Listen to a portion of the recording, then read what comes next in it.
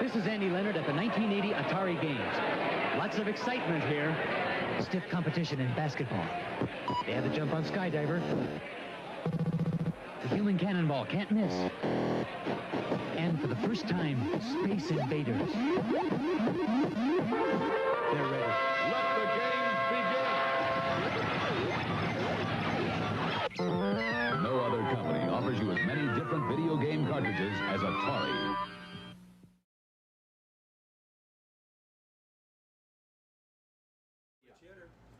Goofy foot.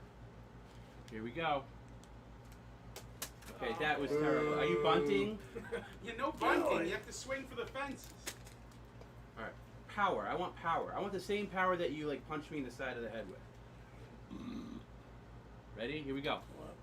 Jeez Louise, strike. That's the first strike. That wasn't even thrown at the. It is, Perry. You got to see batting right here. See the Skittles bag, hit the Skittles bag. Okay, that's at least making contact. Hard, really hard. Put all your weight. You might want to step into it. Hard. Boom. All right. You may want to put one hand up here and hit it like a hockey stick, a hockey puck. Yeah, it's not like swinging a baseball bat.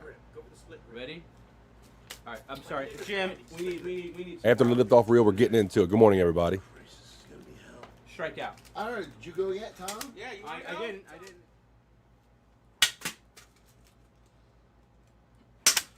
Yes! Yeah, well, okay. That counts. Not yet. Well, we still have more Skittles, luckily. Give me one more. I can do this. Throw them all at once. Throw them all at once. Okay, here comes 4. Yay! Perry! That's how you do it! That's how you do it! Stop it! Stop it! Oh, sorry. I got a little excited. God damn it! Got a little You excited. should have seen that. Fucking my music, you're fucking up! I'm sorry.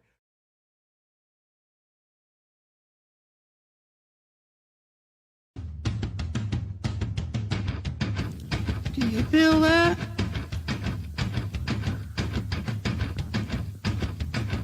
Do you feel that? Oh, shit.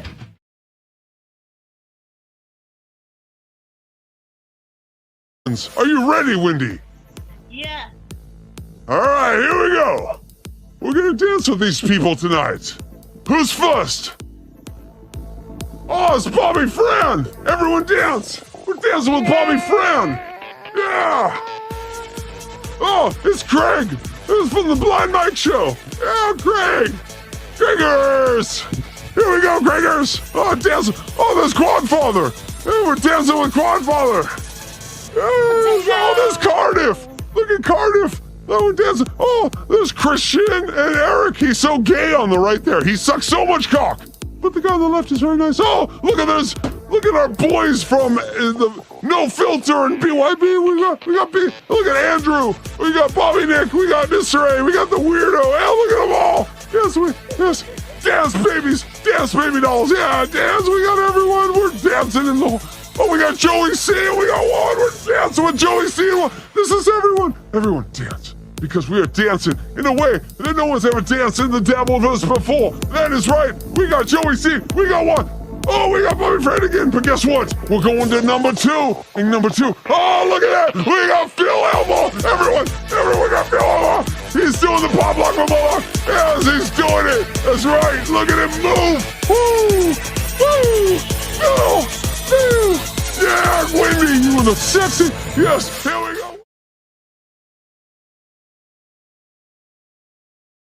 I love meat sticks. Who's with me? Who loves them? Who loves a good meat stick? Chewing on it. Sucking on it.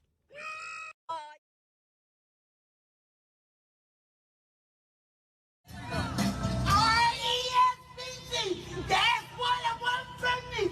R-E-S-P-C-C. That's what I want. Respect.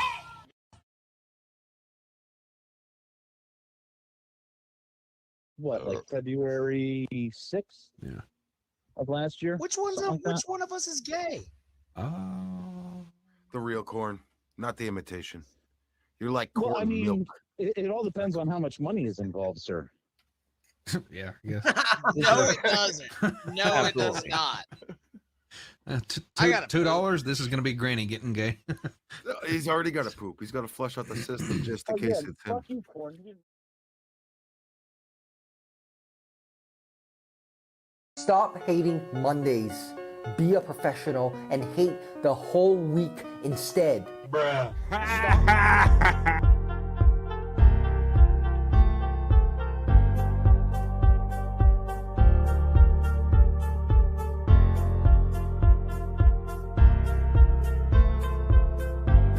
We're doing it.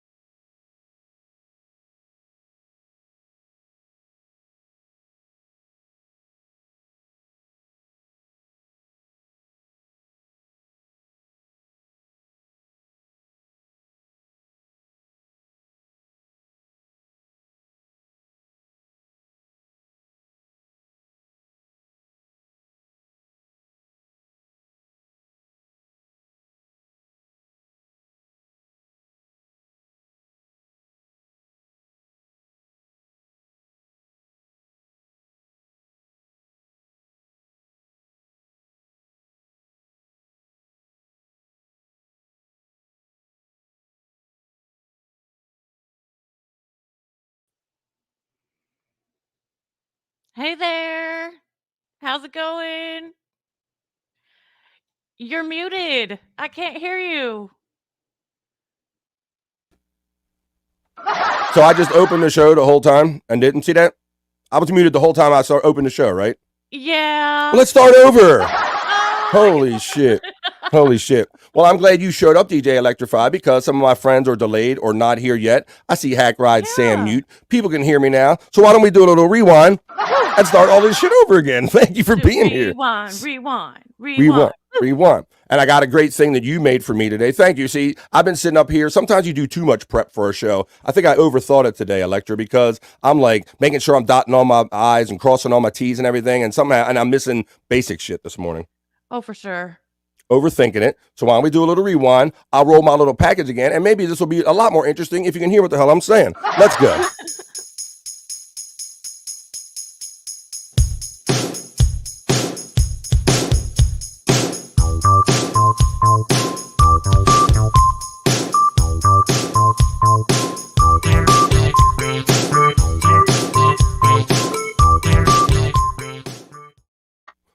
So, as I said the first time when the microphone was off, this is the BF Live Not So Serious News. You can go to CNN and Fox. You know where to get all your basic everyday news. But we go to Not So Serious News here. And thank you to DJ Electrify again for coming in and saving me. Just like you did during my 24-hour stream, you kind of put me back on track and got the show going in the right direction. So I appreciate you being here today. Of course. That's what friends are for.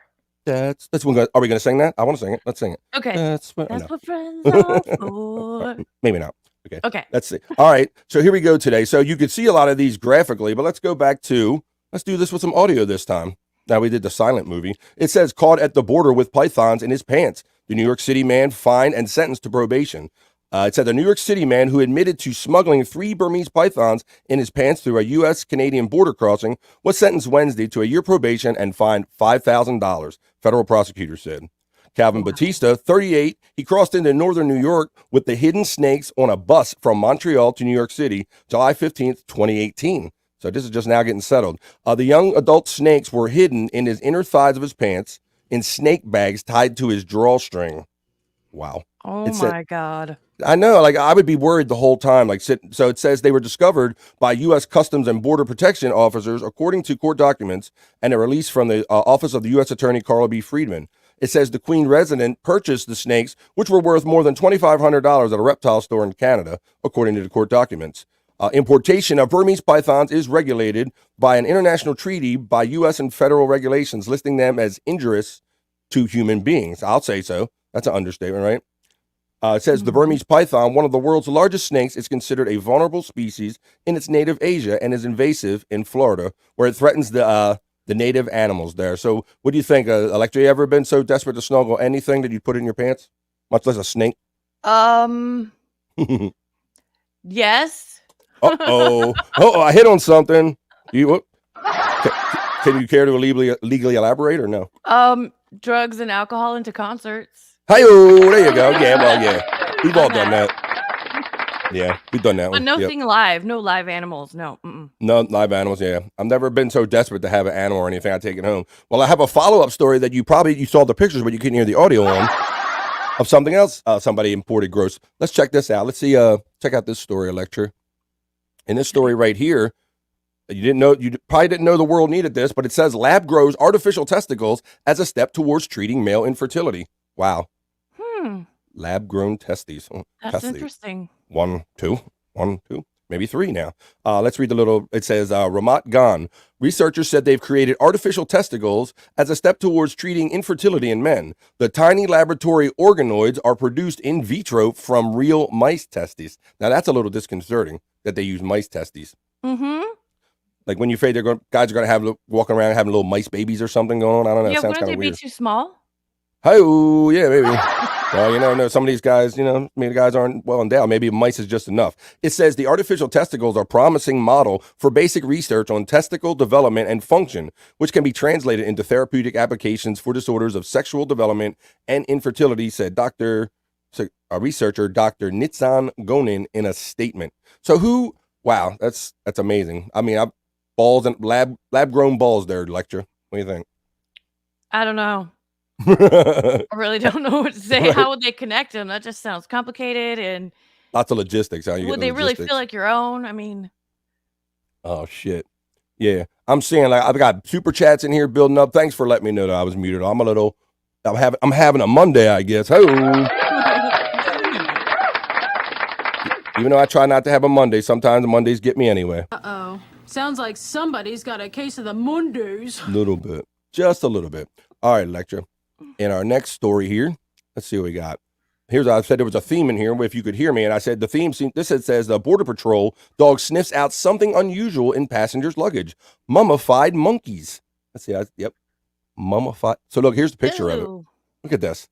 Once again. Now, when I first saw this story, Electra, I'm like, okay, people are weird. They go to the Congo. You're going to get like little skulls or shrunken heads and everything. But some of the details in this story are a little disturbing because it says a U.S. Customs and Border Protection dog sniffed out something unusual in luggage from a traveler returning from Africa. Mummified monkeys.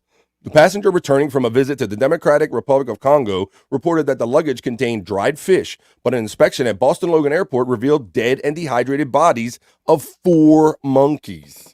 Yikes. The traveler said he brought the monkeys into the U.S. for his own consumption. That's the most disconcerting part right there. Yes. Ryan Bissett of CBP spokesman said Sunday, raw or minimally processed meat from wild animals, sometimes referred to as bush meat, is banned in the U.S. because of this very threat of diseases. So that's crazy. Like that's he nuts. said, yeah, they said consumption. And can you just picture a guy just like, He's just gonna eat that nasty rotten monkey meat? I don't know. Monkey meat. Oh, my great grandpa had a monkey. Did he? Brought it from Africa. Really? Yeah. He was a professor and he dealt with all wildlife, and so yeah, they let him bring a monkey from Africa.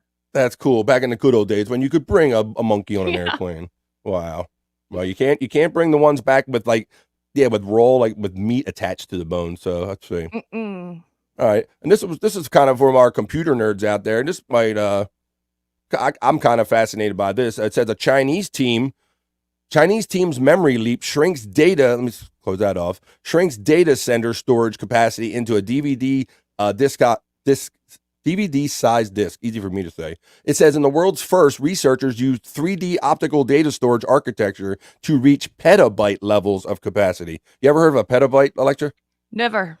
I'm just trying to figure. I'm just getting into gigabytes and then terabytes. Well, I'll show you a little scale of what they think this is. This technology is going to store 24 more times the data of the most advanced hard disk drive, paving way for new energy efficient stuff. They said it can put like the equivalent of, where's the equivalent size? It says, imagine a DVD sized disk that could store more than 10,000 times the data of a Blu-ray. So that's what we're talking about here.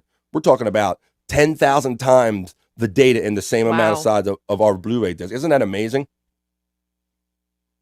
They say they have like a 3D. They say they have like a 3D architecture somehow on a micro level to where it's not only linear, but they can go kind of up and down. They found a way to stack it. So this sounds like an amazing innovation because they say it's going to shrink like server rooms and it's really going to reduce the size of data on so many levels. This is quite an innovation. And in here, I thought they had a little conversion. It told you what made a petabyte because where did that go? Here we go. Where is that? Stacking 1,000 petabyte levels. I was trying to give you the conversion so we could kind of but I'm like I said, I'm on gigabyte and terabyte. I'm not even up to petabyte. I've heard of a terabyte. Yes. Now they're saying petabyte is way bigger. Yeah, they talked about how many terabytes equal a petabyte, I think. So now we're getting up to those levels. But before you know it, I guess we'll have these hard drives on our computer before you know it. But it seems like gigabytes used to be like the biggest thing in my mind, and now I eat up gigabytes like this. Do you? I'm sure you do too, right? For sure. Yeah. So 1,000 terabytes in a petabyte. That you just looked it up? Yeah. Thank you. There you go. Yeah, I thought I had the conversion here because they kind of showed how There's even a calculator. You can like convert it on here. It's crazy. Nice. So I didn't even know petabytes existed until I read this little article right here. So let's see what we got. All right. Well, thanks for letting me know my sound wasn't on, and thanks for being here. But for now, that's how we just open the show with the BF Live Not So Serious News.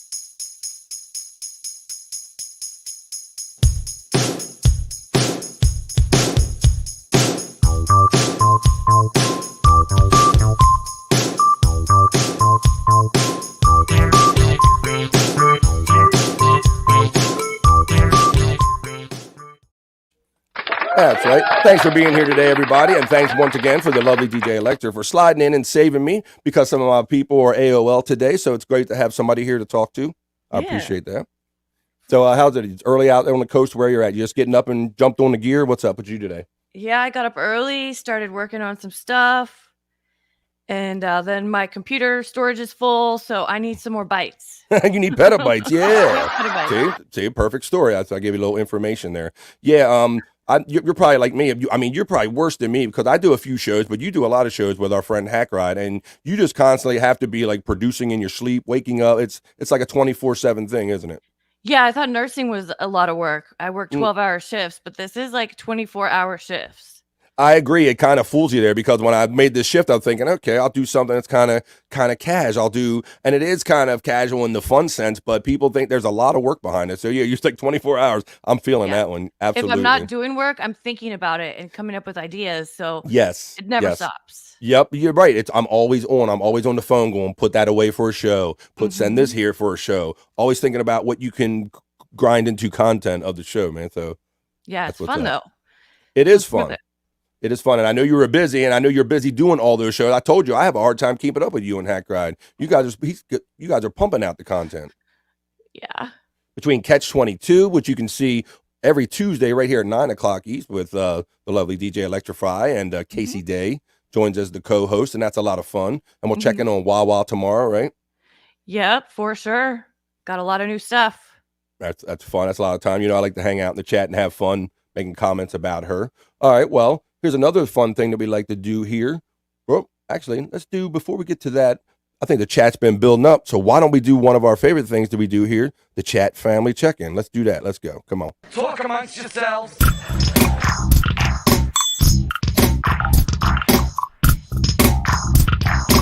Talk amongst yourselves.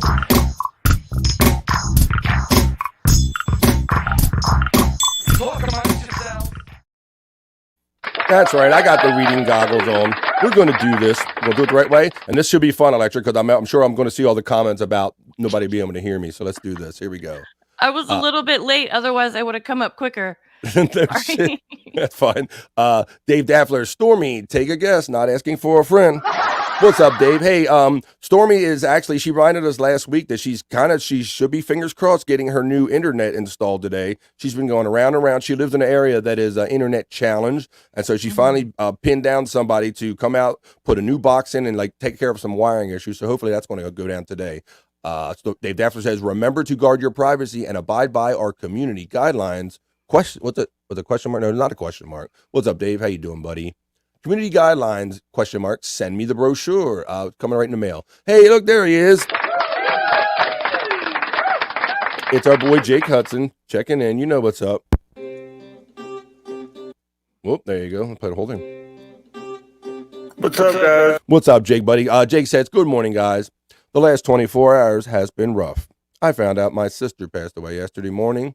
I love you guys. Well, we're sorry to hear that, Jake. I know you told me that privately, brother, and I know that sucks. We all have to deal with loss at some point in life, but stay strong, brother. Like I told you in your private message. What's up? It's Buckshot Kid checking in. BF for life, PCL for life. Well, I'm glad you're here, Buckshot, as always, and we're going to do a formal kind of Perry Talk segment today. We're going to talk a little Perry Talk. I got some funny clips to share about his most recent episode and antics. So good morning / afternoon to you. Oh, I good, just tweet because I've never watched him, so I want to. So that's great. Yay. Nice, cool. Well, hopefully that I can fill in some of the blanks and I'll maybe get to know Perry a little better without watching the whole episodes. Let's see. I just tweeted out the stream. Thank you, Jakey Jake. Liked and shared. I appreciate you, brother. It's our friend Just a Guest checking in. Just has been around for a minute. We appreciate you, bro. Late. Wait a minute, Mr. Doodle. Mr. Doodle. You notice this Mr. Doodle in our chat? Mr. Doodle. Yes. You notice him a lot, kind of always stirring the pot. Yes. Mm-hmm. He likes to poodle around. Oh, very good. That's right. He's always doodle doing it. Look at this. I was 1 minute late. He's late. What the fuck? Yeah. Well, how you say, Mr. Doodle, what the fuck do you later? And I kind of sat there for a 01. I was sitting in front of my shit, and sometimes you just want to take an extra breath before you hit that live button, right, Electra? Yes, right. And he's just riding your nuts. Jeez. Yeah, exactly. Down off the nuts, Doodle. Damn. No, you get down. No, I'm worried. Sick right now. Okay. Emergency, no emergency. Dave Daffler shouting at the Doodle. Doodle is saying, hi, Dave. BF is late, and I'm worried sick. Look when he sent it. You can't see the timestamp, but he literally sent it at 12 o'clock, Electra, saying that I'm late. He sent it. That's just great. That just tells me that Mr. Doodle loves me, and he can't wait to see me. Look at this. Late Jagoff. Wait a minute. Mr. Jagoff to you. Mr. Jagoff to you. I'm here. Where are you? I'm here. And apparently, Dominic, I don't have no sound on. Those comments will be coming up any minute now. BF Live, Bobby is just cleaning up his yard. The Klan rally went late last night. Wait a minute. Yeah, see, no Bobby Nick. Yeah, I don't see my boy Scott yet. Hi, Buckshot Kid from Dave Daffler. He's Buckshot's giving it back. Does BF know we can see him? Once again, another Monday situation I did. I'm pre-showing, and I'm like, oh, let me make sure that my reel runs. Not remembering that, I don't know, just one of those production days. It's not synapsing yet, girl. It's not synapsing. Let's see. Hopefully Bobby Nick is cleaning off his sidewalk with snow. Wait a minute. I'm sure that's a daily thing. Oh, see? Thank Dave Daffler. Thank you for the $2 super chat. Appreciate that. Shut the fuck up. I can tell him I appreciate it. What the fuck? What's wrong with you? Skip the liftoff reel and send Jakey Doodle the link. I don't know about that. Let's see. Did you hear Stormy Doodle called you out, BF? She said you don't talk about poodles enough, and she questions even if you like poodles. I question it too. Dave Daffler says, she's lovely. And our friend Jerry Lahane checking in. He says, dance in your pants. Dance in your pants. We're going to show a little dance. Right. He saw the dance in the pants in the liftoff reel. But thanks to my lovely DJ Electric here, I have an interesting little, when I have to take a piss break later on, I have a little video I can play. Compliments. Ooh, exciting. I know. I can't. I'm glad you're here for that, for the premiere of it, because the actual premiere was on your show the other night. Actually, was it on Catch 22 or did you do it on Hack Ride? I think you did it on Hack Ride. Hack Rides, yeah. I thought you did it on Puzzle Box. That was a lot of fun. I love seeing your guys' reaction to it. I like seeing Casey's reaction to it. That seemed like he was reacting to it for the first time on air. Yeah, I don't think he'd seen the whole thing. Yeah, that was fun, but he was eating it up, and I recorded that little segment of you guys giggling along playing it. So that was the first time it's played, but we're going to do it official here today. Hi, Dave Daffler. Oh, look at this. My bro's checking in with another $5 super chat. Thank you, Dave. Hit the like button, and no one gets hurt. No one gets hurt. Thank you, Dave Daffler. Happy Monday, brother. Spect. Jerry says, oh, the lovely Stacey Allen checking in. All my friends checking in. It makes me feel, it warms my heart when I see all my regular friends checking in. Hi, Stacey Allen with lots of hearts from Dave Daffler. Thumbs up mission. Oops, need to Twitter share. Dave got me again. Late MFer. Wait a minute. Damn, these people. Oh, here we go. Here comes the fun. Like, Bob, you asshole. You're muted. Hello, muted, no joke. We can't hear you, asshole. Let's see. You're lagging as well as muted. Oh, you guys are just pointing out all my fine qualities today. Stay muted. Views are going through the roof. There you go. Hello, I am BF Live. How are you today? I can't do that. I can't back that up. Wait a minute, Shayna, you're muted. It's the lovely Shayna checking in. AKA Mrs. Andrew. Mrs. Andrew, how you doing today, Shayna? Lovely Shayna. Hey, BF, can't hear you. And freezing a bit on and off. Thank you. Hopefully the freezing's got better. I was seeing the little Wi-Fi thing here. Let's see. I'm hardwired. Let's see. I'm loving it, BF. Oh, great. Hi, Sunday Jenner from Dave Daffler. Miss, don't listen to the chat. We can hear you just fine. Oh, now they're fucking with you. And then no shit. No shit. And you came along. She's like, let me get in here and tell this fool that he's muted. So I'm glad you showed up because I'd still be doing the show muted. You're like, can't hear you, BF. Let's see. Muted. Couldn't have said it better myself, man. Heard the music. Mr. Doodle, this is why it's best to only read chat during the chat family check-in, maybe. Let's see. I should have actually read it earlier. I usually do chat family check-in, like right at the top of the show. Now I throw in a little news. So now, and if I'm muted or something, I don't even know it. Chat serves no purpose. Wait a minute. How dare you, Mr. Doodle? Epic poodling. Look, my buddy. Thanks, man. Muted. He paid $2 to let me know I was muted. Aww. You guys tried. Thanks, Dave Daff. I appreciate you, bro. We got the LOLs going. Thank you. The super chats help me continue what I do. Yes, that's a bot running. Dave is trolling you, BF. I'm probably not the only one. Mr. Bib Levy said he can hear you. Wait a minute. Shut the fuck up. I noticed a lot of people write Bib when they're talking about Bob. I don't know if that's like an inside joke or just a keystroke thing because its I is right next It's to right O. next to it, yeah. But I see it so often. I'm like everybody must be making the same mistake or it's a bit. Hey, I'm gonna Dave, start calling him Bib. Bib Lieberman. I'm gonna meet him, I guess. Yeah, so I'll let everybody know about that. So they're going to be doing a show out in the Huntington Beach area. Yeah, it's close to me, so I'm gonna go check it out. That's good. I'm glad. I was really happy to hear that when I heard that the show was going out there and you were like on it right away. You're like, oh, that's close to me. I'm going to go out. You seem pretty certain you were going to go, and I really want you to because I've had the opportunity to see those guys in person a couple times, and I think you're really going to be. Oh, you have?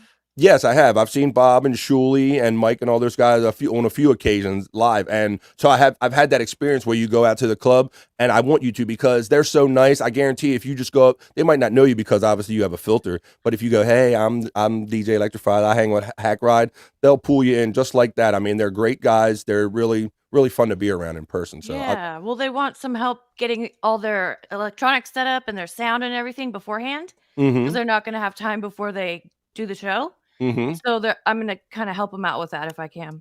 Oh, that'd be great. That'd be a great way to get to know the guys. I don't know who's going out there, if Joe or any of the main producers are going out there. I'm not sure of all those logistics. I don't think so because they don't know. They don't know what to. I just sound like a brain fart. They don't know what they need to set up. So I guess I'll find out for them. Good thing my ex is a sound engineer, so he does events like that all the time. So I can ask for help. Oh, that's cool. You got like a technical source if you get caught, huh? Yeah. Well, that's fun. I know you're going to have a great time, and it's always like these great people, like the same chat people show up there, and it's going to be a really good time. So I'm really interested to see how your experience goes with them because of that. Let's see. Dave Daffla, thanks. It is my birthday. Didn't you hear BF just announce it? Wait a minute. I did when I was like, I did that. Hey, you can subscribe to Stormy's channel at Stormy1. She does that. Sometimes she just do a pop-up show with Andrew. They'll just hang out late at night. Oh, there she is. You tried to tell me. I can hear you. He won't realize there's no sound until chat finally check in. Mr. Doodle knows the show very well. Stacy Allen, happy birthday to Mr. Doodle. Dave Dafford said, I'm not paying extra for lip reading courses. Here we go. Oh, Stacy, I bet this is a really funny episode of BF Live. I thought when I first read it, I thought she was going to say this is the best one yet because you couldn't hear me, but it was kind of funny. Let's see. And it'll be like halfway through chat family checking, Mr. Doodle. True story. True story. Maybe this is a new bit, muted news. No, but I do have an idea for a bit where where it's kind of quiet. I'll have to share that in the weeks to come. I messaged him on Twitter. Holy shit. Hi, Dave Daffla. Mr. Doodle. This is Bibby Fran. Wait a minute. See, now they're doing the eye thing. You see that? Yep. Now I'm Bibby Fran. Come on, Bibby Fran. Sound. LOL. Open the window so we can hear you. Good morning, everybody. How you doing? I appreciate everybody being here, keeping me straight and keeping me company and having a good time doing it. I can't believe this is real life. I can't believe that either. He prepped all day for this too. Remember, he said he wouldn't be in Shuley's chat. Ugh, I feel bad for BF. Wait a minute.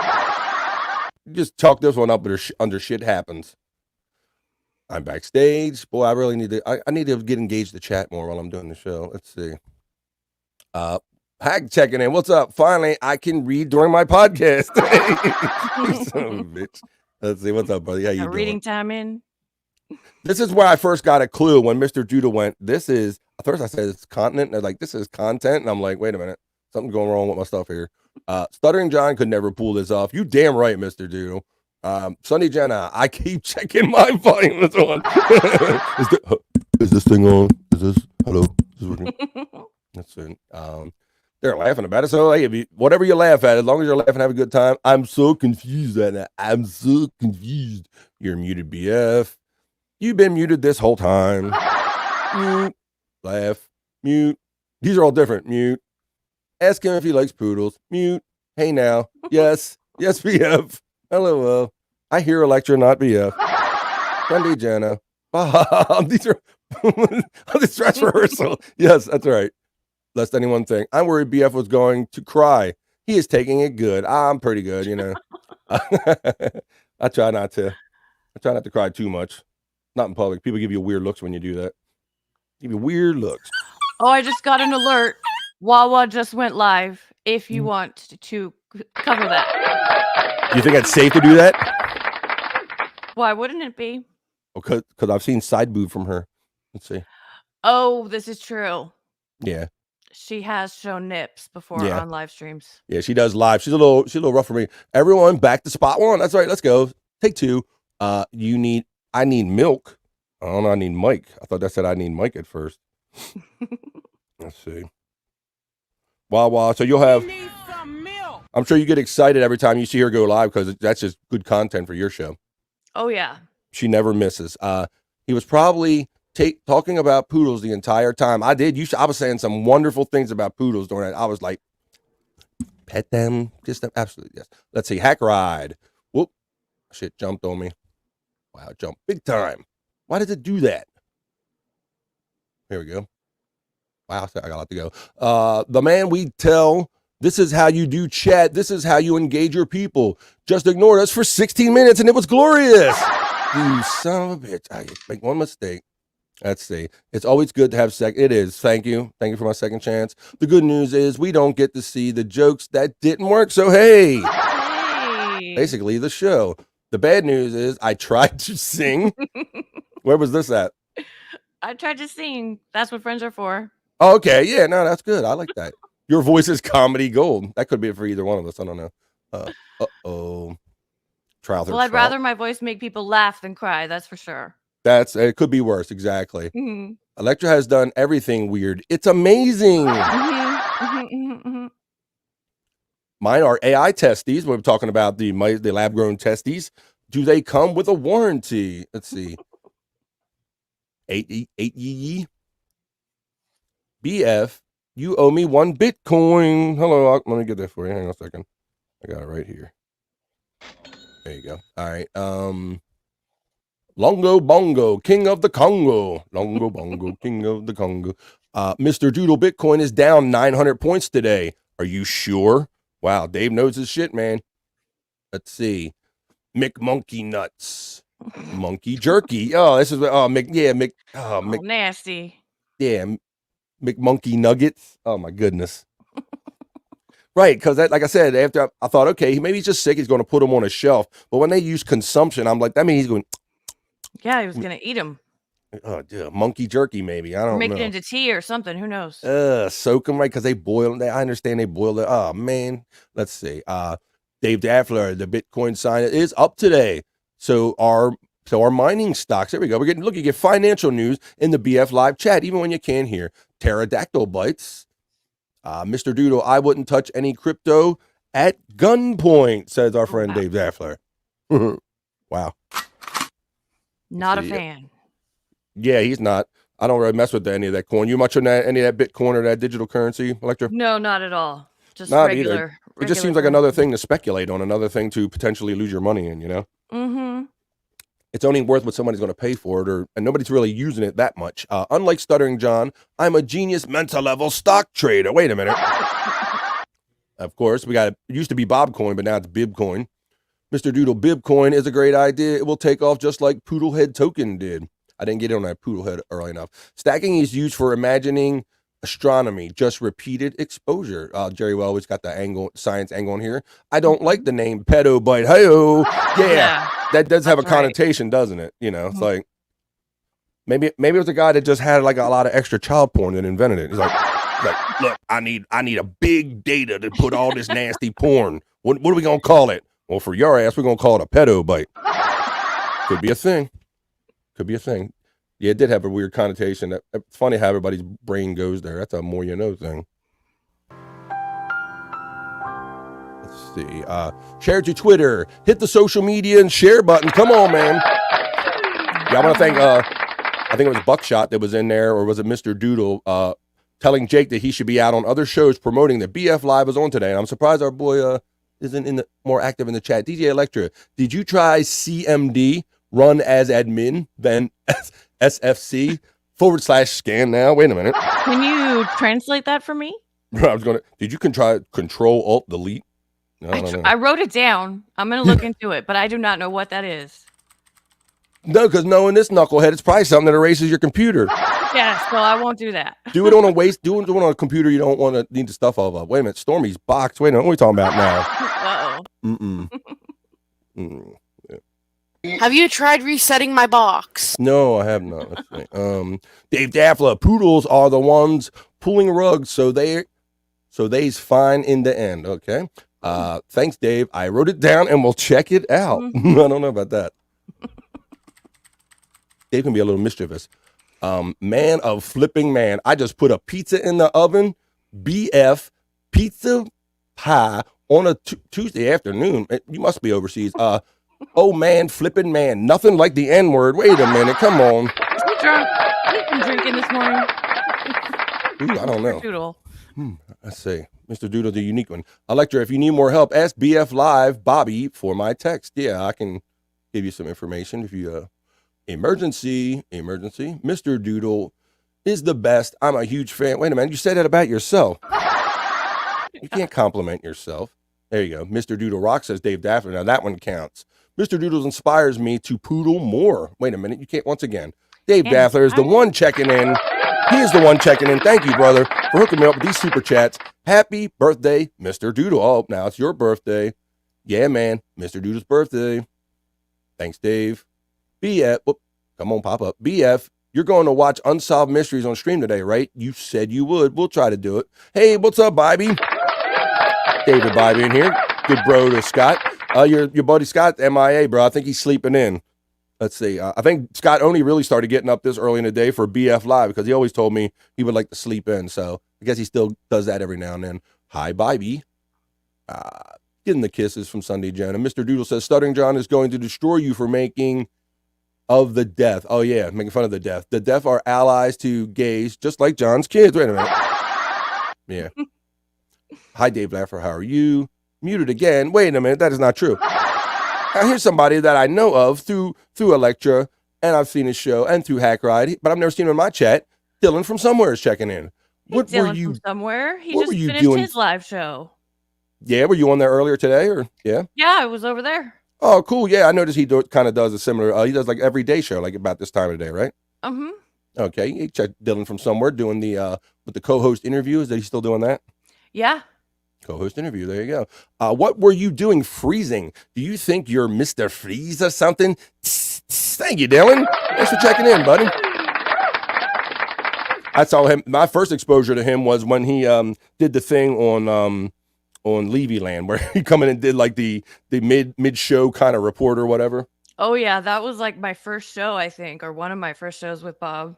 Yeah, that was my first exposure to him, and I don't know if Bob knew that was coming or whatever, but he rolled with it and all. It was pretty funny. Bob did not know what was coming at all. I had a feeling, and that's probably best anyway, because if he told him, he was like, "We're not doing that. I ain't doing that. I'm not." Shut the fuck up. No, you shut up, Perry. Let me see. I demanded everyone call him Bib for not giving me enough lunch monies. Now everyone at school thinks I'm poor. So now Bob is Bib. See, I knew there was something to it because nobody makes that same keystroke mistake every time they're Electra. I thought they were busting him a little bit. Mr. Doodle, I'm confident Bob has been called much worse. Yeah. And we probably did it. What? Louder. Nimrod checking, another friend checking in. Nimrod.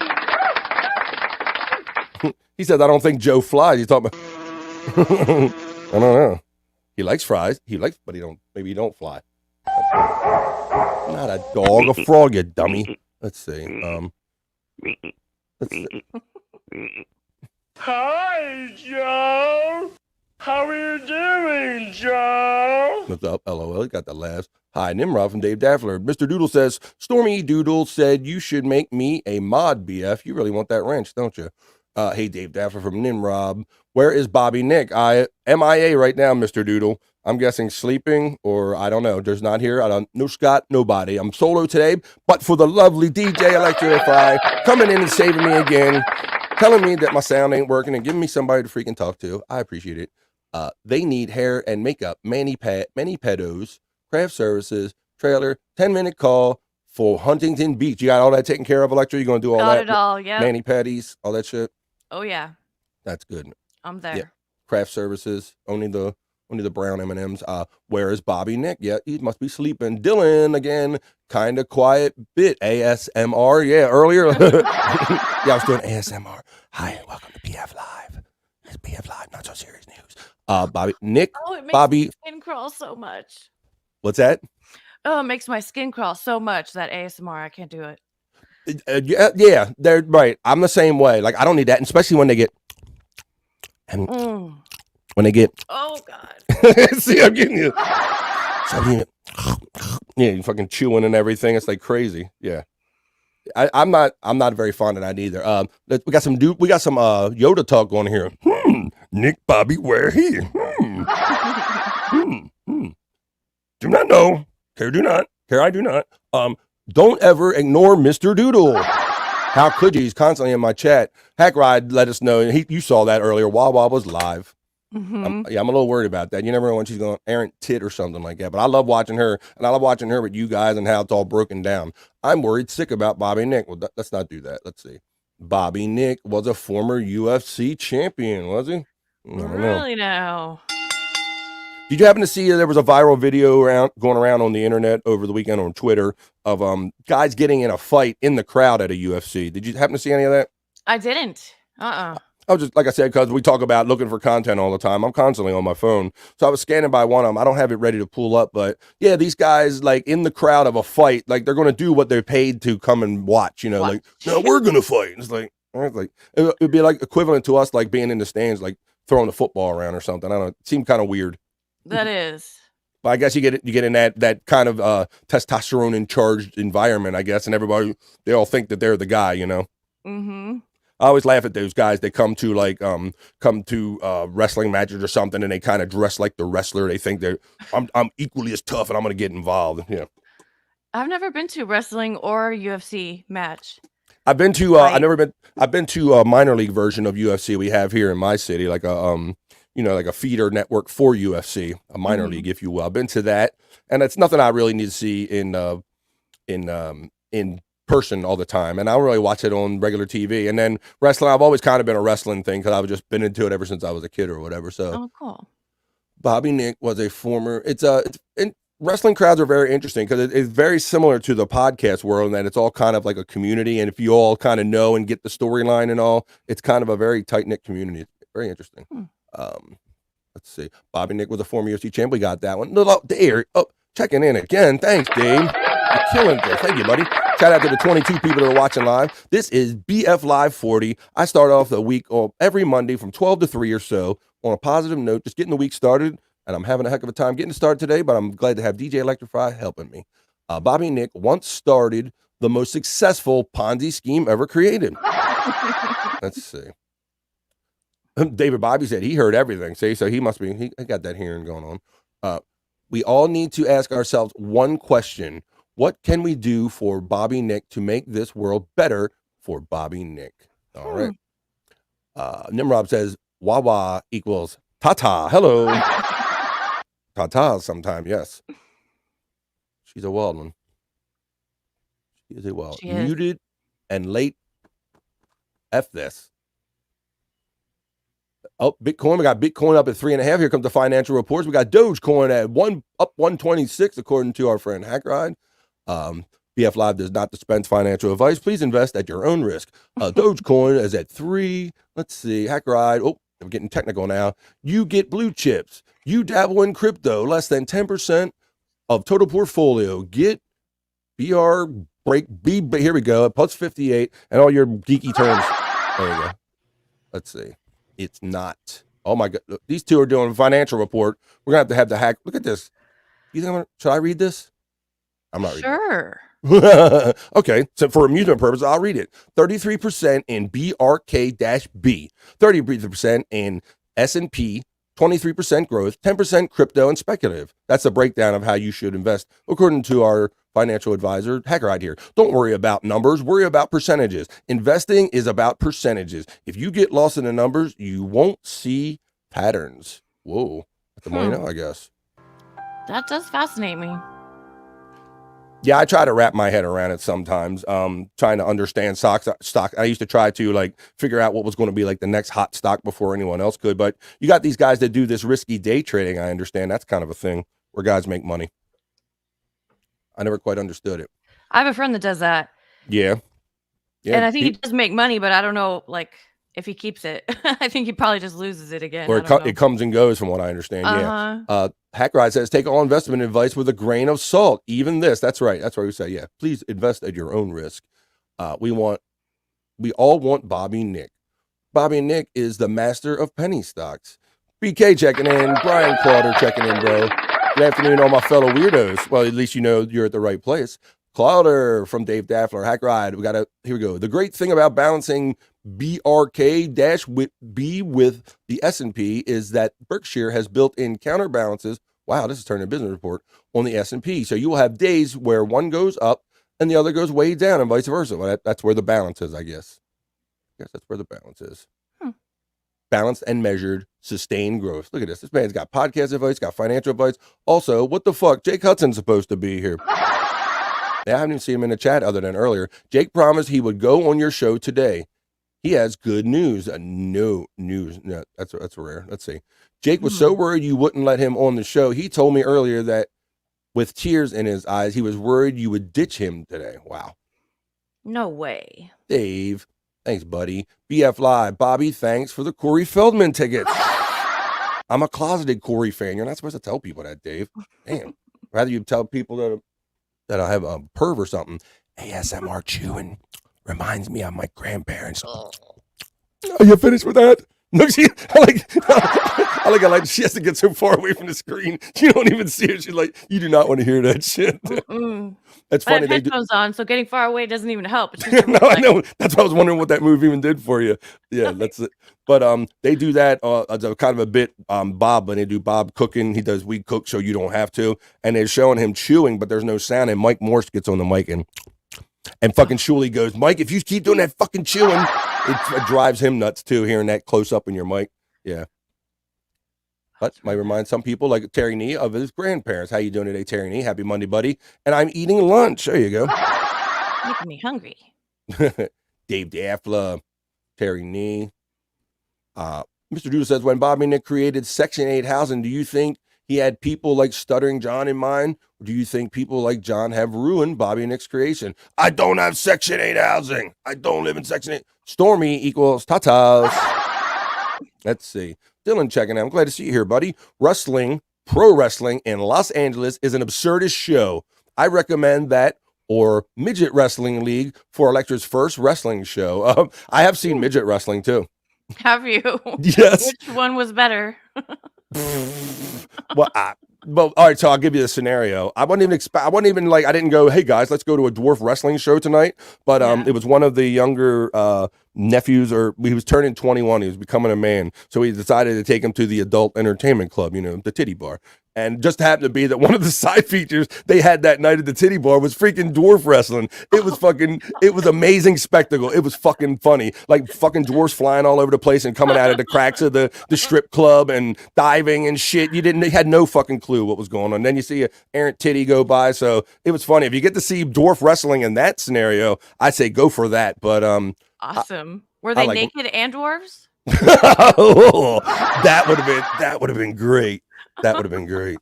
If they could have got like one of the strippers in there or something. No naked dwarfs. They were fully clothed dwarves, but they set up a fucking ring in there and they were wrestling. It was some kind of a spectacle. So yeah, wow. I agree with Dylan here. Or some independent wrestling can be fun too, because that's kind of up close. Terry Nee says, BF, I was in Maryland Friday. What's with the urinals in bathrooms? Question mark. Wait a minute. Yeah, you got to have the right kind of plumbing to use our plumbing, if you know what I mean. There you go.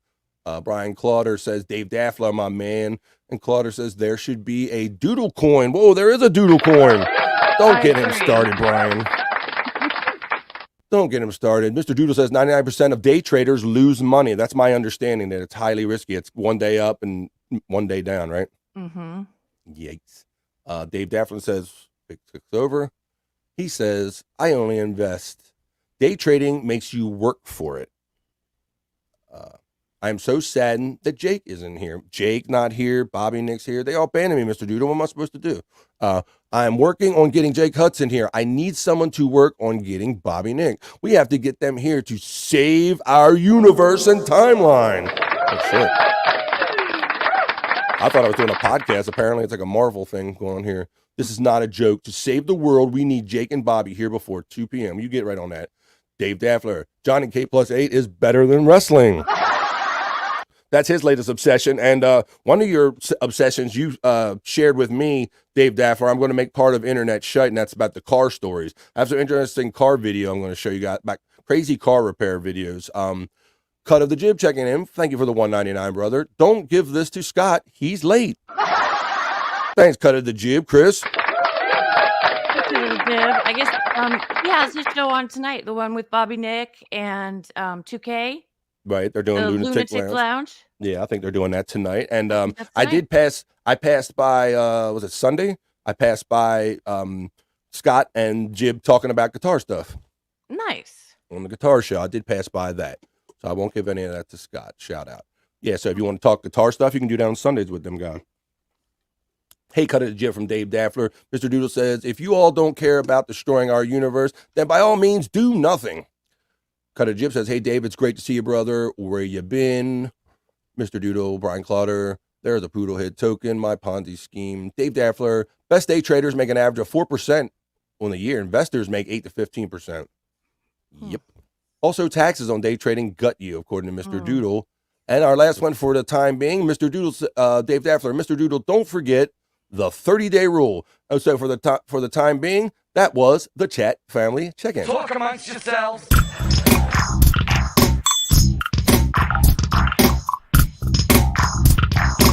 Talk amongst yourselves.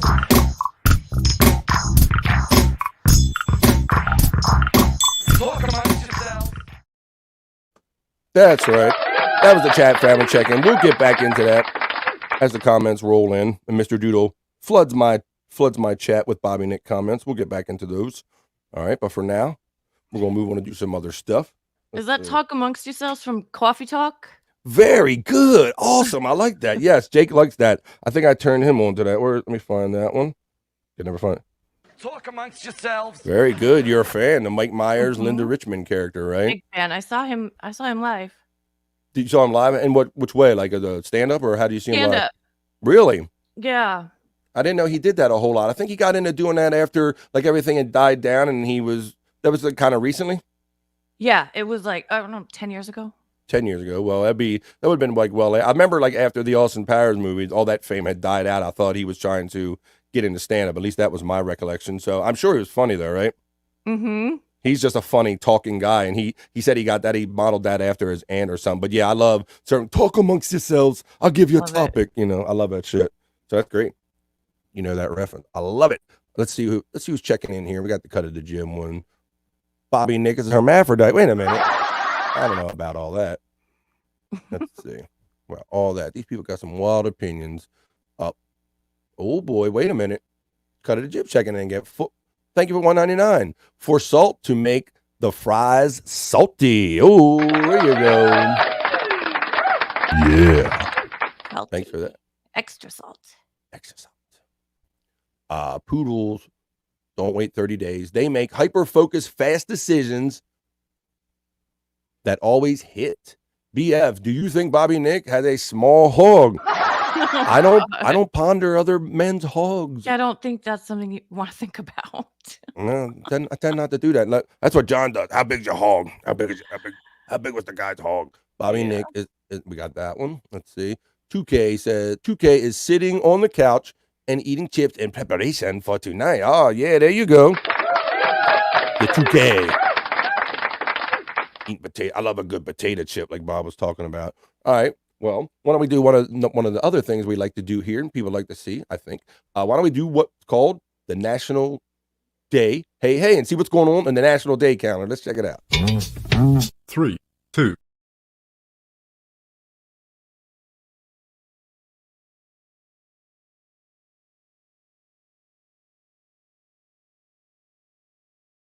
That's right. It's always a holiday or a celebration for someone or something. They got this quirky National Day calendar, so I like to go on there and see what kind of goofy, crazy, quirky holidays we can talk about or celebrate today. So let's go and get this chat. I got to take that. There we go. All right. Today is February 26th. Can you believe we're heading for March already, Electra? Right? So close. It seems like the year just like started, and it's unraveling quickly in front of me. At least that's my feeling. All right. So today, being February 26th, some of the national days today is National Letter to an Elder Day. Also today is National Set a Good Example Today, Mr. Doodle. And let's see. And it's also National Tell a Fairy Tale Day, as well as National Pistachio Day. So any of these things ring a bell? Anything pique your interest? What do you think? I don't know. I like pistachios. Do you like? All right, let's check out pistachios. I'm not a big pistachio guy, but let's see what's going on. National Pistachio Day. February 26th recognizes all things pistachio, and National Pistachio Day is the day to celebrate. Pistachio lovers rejoice as they eat their favorite nut all day long. Whoa. For those who do not eat pistachios, buy some and give them to someone who does. Crack them open and eat them, or enjoy them in ice cream or your favorite pistachio dessert. So, what is your mode of enjoying pistachio? Just eating like them? pistachio crusted fish, or just Okay. eating them plain. Really? You like them just right out of the shell or whatever? Yeah, Cool. Let's see. I've never had them on dessert. I don't know. That sounds kind of weird. I'm not. I like regular, just standard peanuts, but I'm not a big legume person, if you will. Ooh. Gosh. All pistachio shells are naturally beige in color. Some companies dye their nuts red or green if the nuts are inferior for the consumer demand. Yeah, don't you notice they have that bright green color to them? Don't that noticeable color? Mm-hmm. I'm learning something, because I kind of thought that was kind of a natural thing, because I see it so connected with pistachios, that bright greenness. But apparently they do that just to spray paint the ones that look like shit, I guess. The kernels are often eaten whole, either fresh or roasted, and either salted or unsalted. In the Middle East, people call the pistachio the smiling nut. Whoa. In China, people call the pistachio the happy nut. Whoa. Lots of nut talk here. Lots of nuts. All right. Wendy's missing out. She loves talking about nuts. Wendy. No shit, babe. Hey, Scott, let me get your nuts, man. Let me see. Speaking of Wendy, where's she at? Oh, here we go. I feel like eating myself up. I feel like cutting my legs off. Just let my dog rape me. I want the power! I want a shower! Want a shower? I want the power!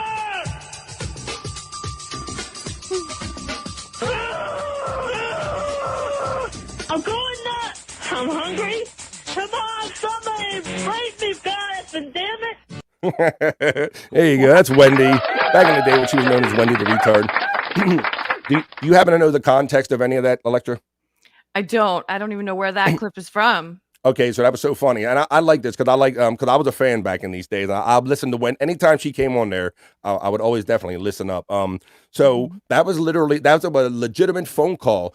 During one of the hurricanes, I can't recall which one it was. She lost her power for an extensive period of time because she lives down there in the Florida area. So she had the means to call on the Howard Stern show, and she kept calling up saying, "Howard, I got no power. Somebody's got to turn my effing power back on." And then she would call in. Then they would tape her calling into, because she would just rage out like she did on this call. So they would tape her and then have her call in to the power company, and they go, "I want my effing power." And then somebody took it a step further and made a song out of it, and that's why. I feel like eating myself up. I feel like cutting my legs off. This is what she's telling the people on the other line why she needs her power. Oh yeah. It was funny hearing it in the context of a call to a power company. That is funny. And that's what she did. She would just call the power company and leave them messages going, "Come on, power company, I need my effing power." I'm hungry. Come on. So they turn it into a bit and a song. All right. She calls and leaves Tukey messages a lot, like multiple messages a day. She's always they had back in the day when you had a voicemail box, they said a lot of times she would fill it. She would be up basically all night, and by the time they got in at the butt crack of dawn, it would be filled with Wendy messages. Like that right there. So that's a little taste of how Wendy was back in the day. This one kind of intrigued me because it said A National Letter to an Elder Day. Now, maybe whether you're not writing to an elder or not really didn't get me. The whole thing about just writing in general. Do you find that you write anymore? Do you have good handwriting and penmanship and things like this? I do calligraphy, so yeah. Do you? Awesome. That's But I great. broke my pinky finger, and so on my right hand, so it's kind of I had to learn how to write again. I had to learn how to write all over again. Wow. I did. So your pinky, it doesn't quite recover. You can't, I can't do my career anymore for this broken finger, you know. Wow. It's just crooked still. It sucks. You got to learn that. Now your letters look all jacked up now that you got a janky finger, right? Yeah, but I'm getting it back. That's pretty good. And the reason I bring up handwriting, I keyed on the handwriting thing, is that I learned cursive and handwriting in school, but I must say that I really don't do handwriting and write letters and things like this anymore. So I find that it's challenging. I find myself thinking more when I write by hand. But I guess if you're doing calligraphy, you're exercising that muscle like every day or whenever you do it. Mm-hmm. But it had been so long since I tried to write anything by handwriting. I found myself like questioning the process and like, I don't know. It kind of messed with me. But they're trying to phase handwriting out of schools, right? I don't think they should. That's why I was wondering how you felt about that, because we all grew up having penmanship was important and having a good signature. When they were teaching us that, and it seems like they're trying to get away from that. And I hear that they're like removing the requirement to know good penmanship or handwriting from schools. But I don't think they should be doing that. Yeah, so, and I guess this kind of goes in line because if you have an elder, then they're going to be expecting more of something handwritten than if you give them something you typed out on the internet and put it on your printer, if you will. Yeah, true. Except for my grandparents, they always send me like e-cards. Do they? Yeah. You got the hip grandparents? They figured it out, huh? Mm-hmm. I like that. My in-laws were kind of those parents. My mother-in-law has since passed, but she was like she felt that she wasn't really good at this stuff, and she didn't realize that the fact that she could pay her bills online and be on Facebook, she was much more hip and onto things than even some people younger than her. Yeah. But so I like that when you got the hip grandma there, and she loved sharing the Facebook pictures and sharing her family. She just loved that. She ate all that stuff up. Oh, that's cute. Good stuff. She was a fine lady. Let's see what else we got. So let's see, we got that. What else we got? Set a good example today, I guess. Mr. Doodle, you got to read this one. Set a good example today. Yeah, we got to read that for Mr. Doodle. Okay. Hashtag set a good example day. Everyone influences others. The influence could be positive or negative, Mr. Doodle. Even from a young age, we experience good and bad behavior. Parents can positively influence their children at an early age. Additionally, many others, such as our extended families, educators, mentors, community leaders, and even organizers, can positively influence us in many ways. Some of the ways we can set a good example include, going down the page, demonstrating kindness, being compassionate, acting with fairness, practicing tolerance, being just, or just being, and treating others with respect. I agree in all these. I always say that that being nice is one of is the easiest thing to do. It doesn't cost nobody a damn penny, right? True. It's hard to be nice to some people, though. You find it challenging to be nice sometimes? Yeah. Sometimes I don't want to be, but I try to. Mm-hmm. But some people are they make it hard for you, I agree with that. I'm trying to think of, because I do struggle with that too, as far as like when do you express this? Because sometimes you're constantly frustrated, but you kind of just tolerate it. Let's see. Yeah. How is Tukey feeling today? He's eating the chips on the couch. Let's see. Brian Clutter, investing is smart. If you have long-term mindset, right now is a sketchy time to get into it though. All-time highs. Wait for times to get really bad and get in. There you go. Mm-hmm. Tons of advice going around. Have you ever eaten a Butterfinger and pretend it's poop? Wait a minute. Jesus, just to see if you can puke, Mr. Doodle. Wow, that's put a lot of thought into that, the process and the chat. Brian Mr. Clauder. Doodle, is that being a good example? That's right. That's right. See, you learned something. Thank you, Dave Daffler again. Mr. Doodle was born wrong on this day. He's on the right track, baby. He was born that way. Let's see. I pride myself on setting an excellent example. After all, I am the leader of a huge civil rights movement. PLM. Poodle Lives Matter. Poodle. PLM. Poodle Lives Matter. Thanks, Dave Daffler. I wish BF would have done something for my B-Day. I'm his biggest fan. Hey, let's see. Mr. Doodle, do you think Bobby Nick has a big nut sack? Once again, don't care. Jake. What's up, Jakey Jake? Jakey Jake's back. Jakey Jake is back. What's up, man? How you doing? Stacy still hanging around saying, I just rewatched The Dating Game with Wendy when she had to choose between Gary and Beat. That's always some good stuff. If you go out there and watch the classic Howard stuff and Wendy the Retard, I find myself going out and looking for more of the older stuff nowadays, too. Yeah, Stacey. when I met her, I didn't know who she was, so I did watch some of it. Yeah, that's good. And I don't know if you were watching BF Live early enough when she was a guest on my show. Did you happen to see that one? I don't think so. You probably didn't. Well, yeah, because I did kind of an extensive background thing on her where you kind of would learn a little bit about her. I don't remember what number it was, but I'll have to go back and watch. Yeah, and what we did is when she was knee deep in the Howard stuff, this guy John Lieberman, this reporter, went down to her Howard 100 News and actually spent some time with her, had a day with her, took her bowling, did this kind of extended 20-minute kind of report package on her. So we kind of dissected that and talked to Wendy about it and her thoughts and reflections on it. So that was really fun, and you learn a lot about Wendy. I even learned some stuff that I didn't know. So I'm glad to be doing this because I know that this community, everybody assumes that everybody knows every reference from every show. And so I find that that's not the case. So I like filling in the blanks. Wendy named Bobby Salad and Bob Lieberman. Is your handwriting muted too? Wait a minute. Thanks for the $2, Dave Daffner. Not yet, buddy. Thanks, Not Dave. yet. Jake is here. Send him the goddamn link. My mom had auto e-cards set up, Nimrod says. So someone out there is going to get a birthday e-card every year from her for years after she's no longer of this earth. That's cool. Aww. That's cool. Let's see. Nimrod, the cut of the jib, 2K, is sounding a little more like himself. Getting there. All right. He's saying it. Look, we are, Electra, we are blessed to have my dude in the fucking chat today. Bob Levy. What's up, Bob Levy? Maybe he's at the chiropractor or in between, bro. How you doing, man? Happy Monday, brother. Doodle, you pooped in the house. He meant to say house, I think. 'Cause I don't think you pooped in a mouse. You would poop on a mouse, but not in a mouse. See, that's what you get. You don't poop in Bob Levy's house. Perry doesn't even do that. You can't do that. If you can't,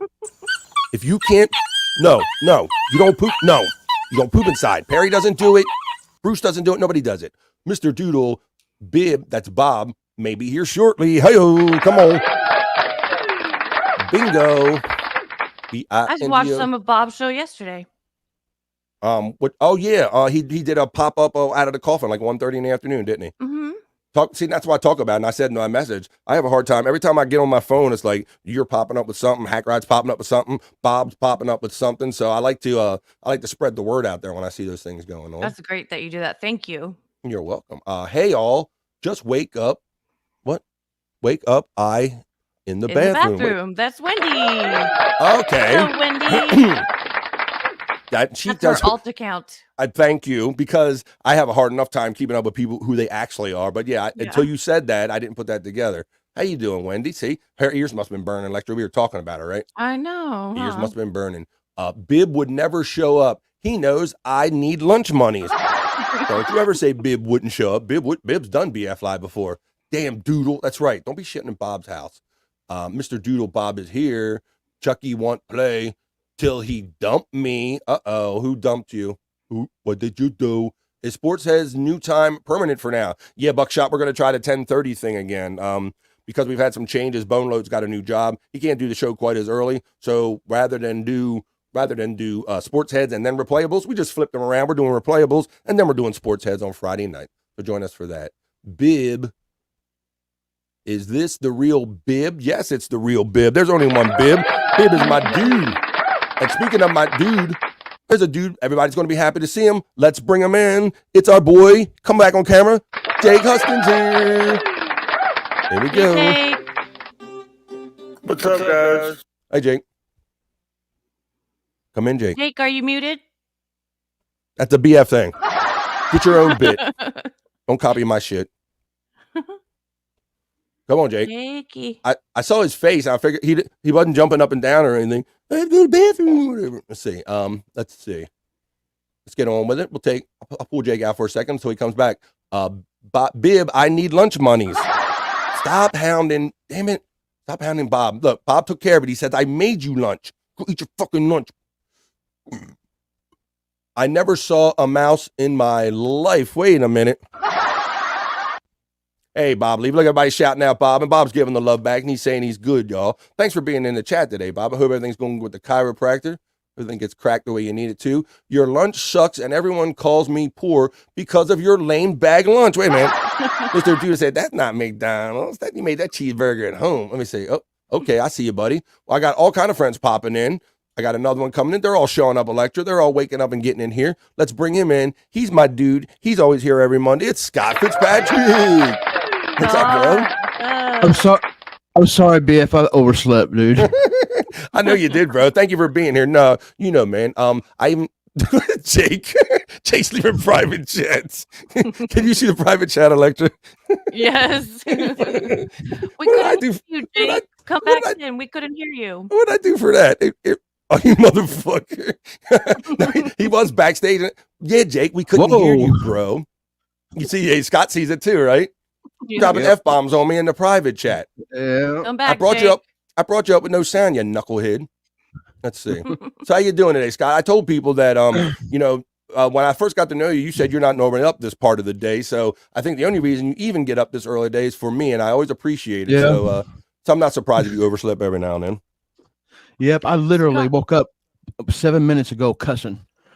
Do you? So it was like, it got to be like 5 minutes before the show, and it's like I could either hit the go button or I could spend some time calling Scott. And I'm like, you know what? I gotta go. I'm going to do it. I figured you'll just wake up in your own time and join me, bro. But yeah, thanks for being here. I know you like hanging out with me and all that shit. We got the lovely DJ Electrified checking in today, bro. Oh yeah, hey DJ. Hey, good to see ya. She had to come in and save me, Scott. If you didn't see the beginning of the show, I did probably the first 10 minutes of the show with no sound. I was fucking muted. It took my girl DJ to come in here and go, hey BF, we can't hear you. Mm-hmm. And that's the kind of day that's started. I got a little bit of Monday going on, Scott. No matter how much I focused on your news. Yes, I was too focused on the new bit. I did like a formal news bit and all, but you're here just in time. We did a couple of the bits, but we're going to do like a Perry talk segment, man. I know lots of people are Perry fans in here, and Electra, she's not the biggest Perry fan. She's still getting to know him, so we're going to let her know some of the stuff that Perry's up to today. So I'm glad you're here. Let's see. Bob says Bob's in the chat, bro. How about that? Cool. Oh, really? Yeah, look right there. I put it up there. He says, yeah, man. Oh, let's bring him in. He's back. Let's bring him in quick. It's Jake. Hello. Oh, now we can hear you. Welcome back. Yeah, Jack. Wait, I wasn't getting no audio on your first time, buddy. How's it going today? Let me say my condolences to your sister. I saw you mention it in the chat, brother. My condolences on the loss of your sister. Mr. Doodle. Oh, we got that one. Bob Levy is a true professional legend. Yes, he is, Dave Daffler. He's our bro. What's that? You're missing Bob Levy a link? It wouldn't hurt. It's totally up to him if he wants to come on. I know he's in the middle of going to the chiropractor and stuff. Wendy's pooping. I want to see. Wait a minute. She's going nuts, baby. Wait a minute. This Buckshot saying no. I don't hope that's not the. Oh, maybe it's this. Jake, can I come on? And Mr. Drew says, please send Jake the link. We got it. But Buckshot says no. So we got confusion going on there. I can't believe Bobby Nick said he would never go on a show with Bob. Oh, wait a minute. He never said that. Jake Hudson is my favorite. Hey, he's my favorite. Jake E. Doodle World Order. Oh, night. Look, Bob. Thanks, Bo. Bob said he's feeling great. Don't eat it, Doodle. Don't eat it. And stay off the remotes, too. You gave Perry that bad habit. Perry never picked up those remotes until he saw you do it, Mr. Doodle. Don't F with Bob, Mr. Doodle. See, Daffer's in. Oh, there you go. Dave Daffer's saying hello to Scott. There you go. Chandler. Scott! Hello? What's up, Chandler? How you doing? I said the wrong one. Yes, Bib. Yes, Bob. I have freakishly large muscles. I can make extremely good hog belly also. Damn, okay. Muted. No. What? Who? Where? Stormy's checking in the chat. The guy is here installing the internet finally. It's only been since last July that I have been waiting. Wow. Yeah, I think Stormy's been slowly educating the company about what their system is lacking, and I think they're finally out there today kind of getting it all straight for wiring and boxes and things of this nature. So I hope that goes good. What's up? What's up, Jakey Jake? I really didn't want to come up today because you said that if I came up, it'd be a 4-hour show. Well, that's kind of just partially humor and partially true, Jake. I don't mind you, brother, but you do add some time to my show, but that's okay. Any person that I add to my show is going to extend the show, but you do it in a humorous, fun way, brother. The guy. Oh, yes. Go ahead. I got something I want to say. I just want to say thank you to everybody that has been reaching out to me about my sister. And the funeral is tomorrow, but I'm not going because I was not close to my sister. I wasn't. Well, it's unfortunate, Jake, and I hope that And I wanted to say really big thank you to people that have been responding. I've been getting messages through text messages, DMs on Facebook, Twitter, Discord, and all that crap. Okay. Mr. Doodles keeps bothering me about coming on your show. Mr. Doodles loves you. He also loves Bobby Nick. I'm sure he'll be waking up and pestering Bobby Nick a lot before long there, buddy. So let's see. You know what, Jake? I'm glad you join me here every Monday. I like doing BF Live, and I love when you join me. But you know what happens during the show because it's so long? And Scott, maybe you don't need this right now, but BF kind of needs it, and I want to premiere it right now and thank my lovely friend DJ Electrify for helping me produce this and putting this together for me. I need something to play. I said I needed something to play. All I did was said it when I came back on the air. I need something to play when I take a piss break. And so she was inspired, and she did this for me. I added a little something to it. You put it all together, and we got a piss break video. So I'm going to run it right now. Everybody do what they got to do. You watch the video, and we'll be back in 2 and 2. Here we go. Check this out. Premiere.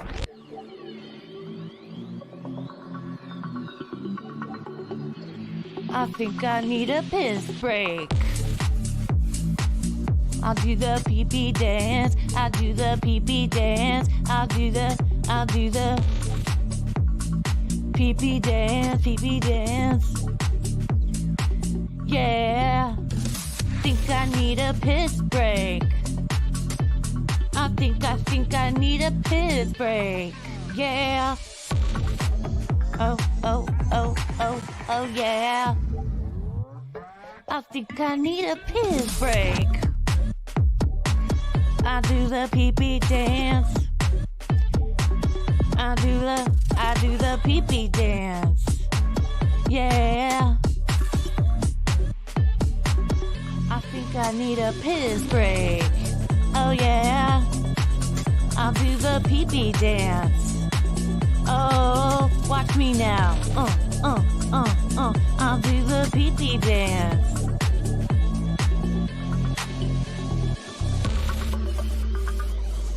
Come on, give it to me, that pee-pee break. DJ, hook it up. Drop that beat. Yeah. I'll do the pee-pee dance. I think I need a piss break. I think I need a piss break. Yeah.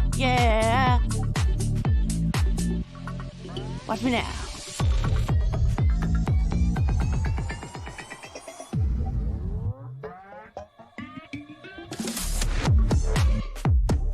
Pee-pee breakdown, pee-pee breakdown.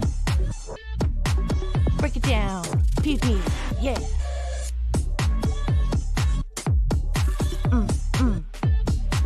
Think I need a piss break. I think I need a piss break. I think I need a piss break. Oh, yeah. Wash your hands. Don't be gross. I know you touched your pee-pee. Yeah, there it is. I got a piss break video, Scott. What do you think, bro? That was pretty cool. Fucking excellent. Yeah, that was Thank cool. you. Oh, Jake even approves. Thank you, DJ Electrify. That was awesome. You're welcome. Yeah. She inspired me. By the way, I made Jake. I made that comment, and then like later on that day, she had that track like in my message, and so I gave it a day, and I stewed on it. And I said, "Wait a minute." She talked about making a video. Let me add a little something to it. So I did my little funky dancing. We got like an official piss break video, brother. Yeah. Oh, I should have put the guide with my did- underwear line in there, huh? Maybe. Oh well. Can't get it all. Go ahead there, Jake. What you got, buddy? I just want to say that DJ Electrify for president. Oh, I concur with that, and I agree. By the way, Very Very I funny. just want to also say I did send Bob Levy the link. All right. He might be able to think. You know, Bob knows he's got carte blanche over here. I got carte blanche. Stormy getting the love from Dave Daffler. I know he's happy to see you. Nimrod is saying hi to Stormy. Stormy is saying hi to Nimrod. Bob is still hanging out doing his thing. I'm running a real dog doodle. Oh, running Perry. Look out. Running with the Perry. By the way, Perry will be on today, right? Oh yes, thanks, Jake. Thanks for bringing that up. We're going to do an official. We're going to do an official Perry talk segment. But before, let's see. I'll let you know right coming up soon.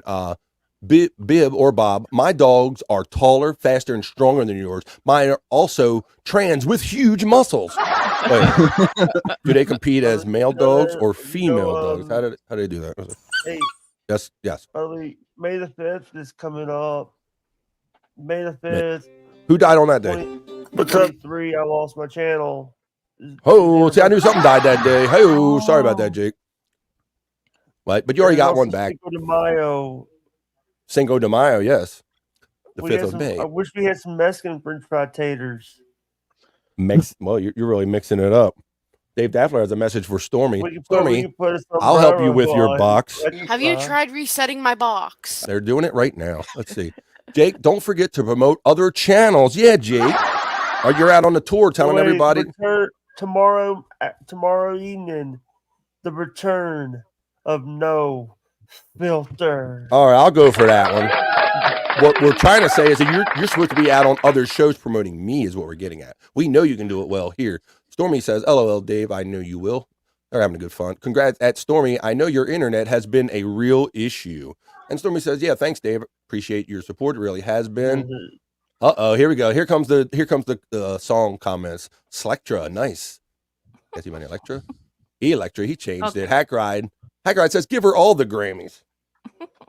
Me and Hack Ride are big fans of her voice. We're like, we like everything you do on First Track. You're always like, I can make it better. I can make him know. We're like, nope, perfect the way it is. I like it. Same thing with that. Look, Hack Ride, he got the symbol up. Scott's got you. Stormy's laughing. Earworm, Nimrod said, that's right. I think. It was literally that inspired. Like I had to go to the bathroom so bad, and I'm in there I'm like, I think I need a piss break. And I came back and said that, and here we are. I love it. Because I needed a piss break. Good voice. See, Electra? Oh, I don't know. It's Thank tough. you. It's tough for anybody to compliment about their voice because it just doesn't sound the same when it's not coming through our heads. You know, it just. I think we all feel the same way about our not liking our voices. That's a ringtone, Dave Daffler says. I think. Sunday Jenna likes it. I like it. Everybody's loving it. They're eating it up. This is the new hit sensation. Stay away. She's already signed to Hack Rider Studios with a 9-album deal. That's right. Coming to Hack Ride Records. Nimrod 71. This needs to be playing in every urologist office in America. Oh shit, they're loving it. They're eating it up. It's the new sensation. MacGyver checking in. Hello, y'all. Hope everyone's doing well. We are doing well, MacGyver. Thanks for checking in, man. What's up? We're doing it. We're fucking doing it. Mr. Doodle, is this Jake Huston singing? Wait a minute. Jake, can you sing it, buddy? Can you sing it? Piss break song? No. Come on. You're a good singer. Come on. Just say, I think I need a piss break. I don't want to steal anything from the prize. Sorry. Wait a minute. Oh, don't want to steal Cover that my song. It's okay. You can cover it. You got permission from the artist. No copyright. Well, I think you need a piss. I tried. Anyway. Not even as a dinosaur. Let's see. Send you back Jurassic Park. Maybe later. Wait a minute. Or It every says- fetish club. Wait, what? Right.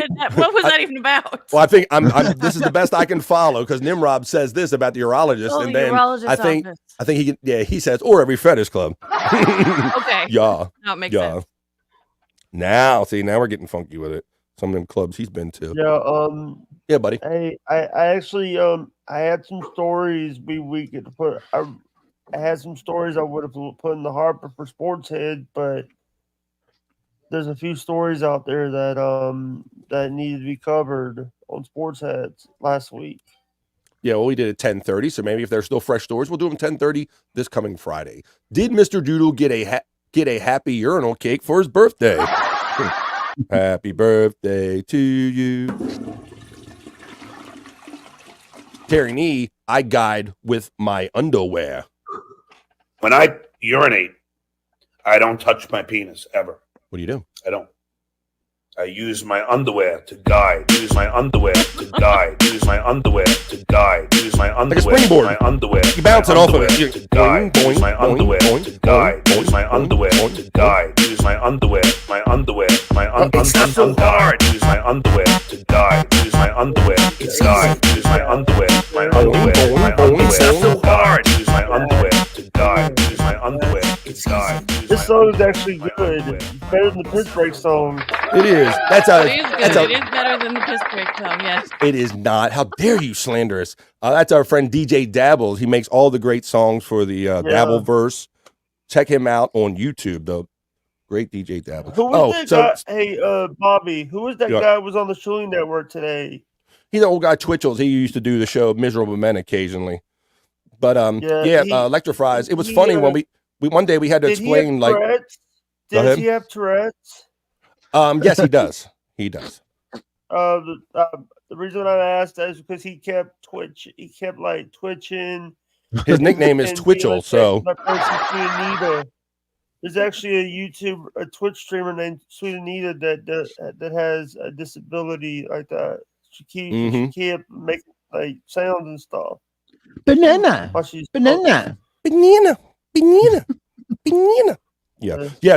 Electrified. We were explaining. We were trying to. One day, Stormy made the mistake of going, I don't even know what that means. Use your underwear to guide. So we kind of had. I said, just imagine it like if he took his underwear and then used it like a springboard, like boing boing. And she went, oh. Okay. That's assuming that his underwear is clean, and I highly doubt that. So that's nasty too.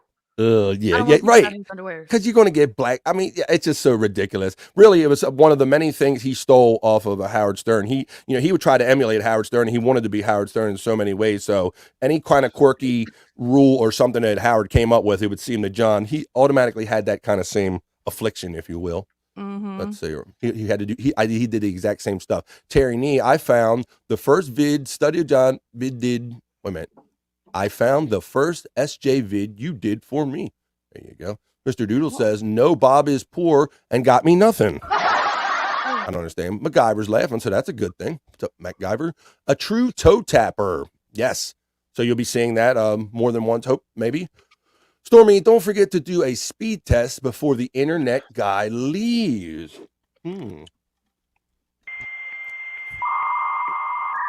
All right, well, that dollar should be kicking for him. I should be the only one on it, so that might be a good thing for her. Let's see.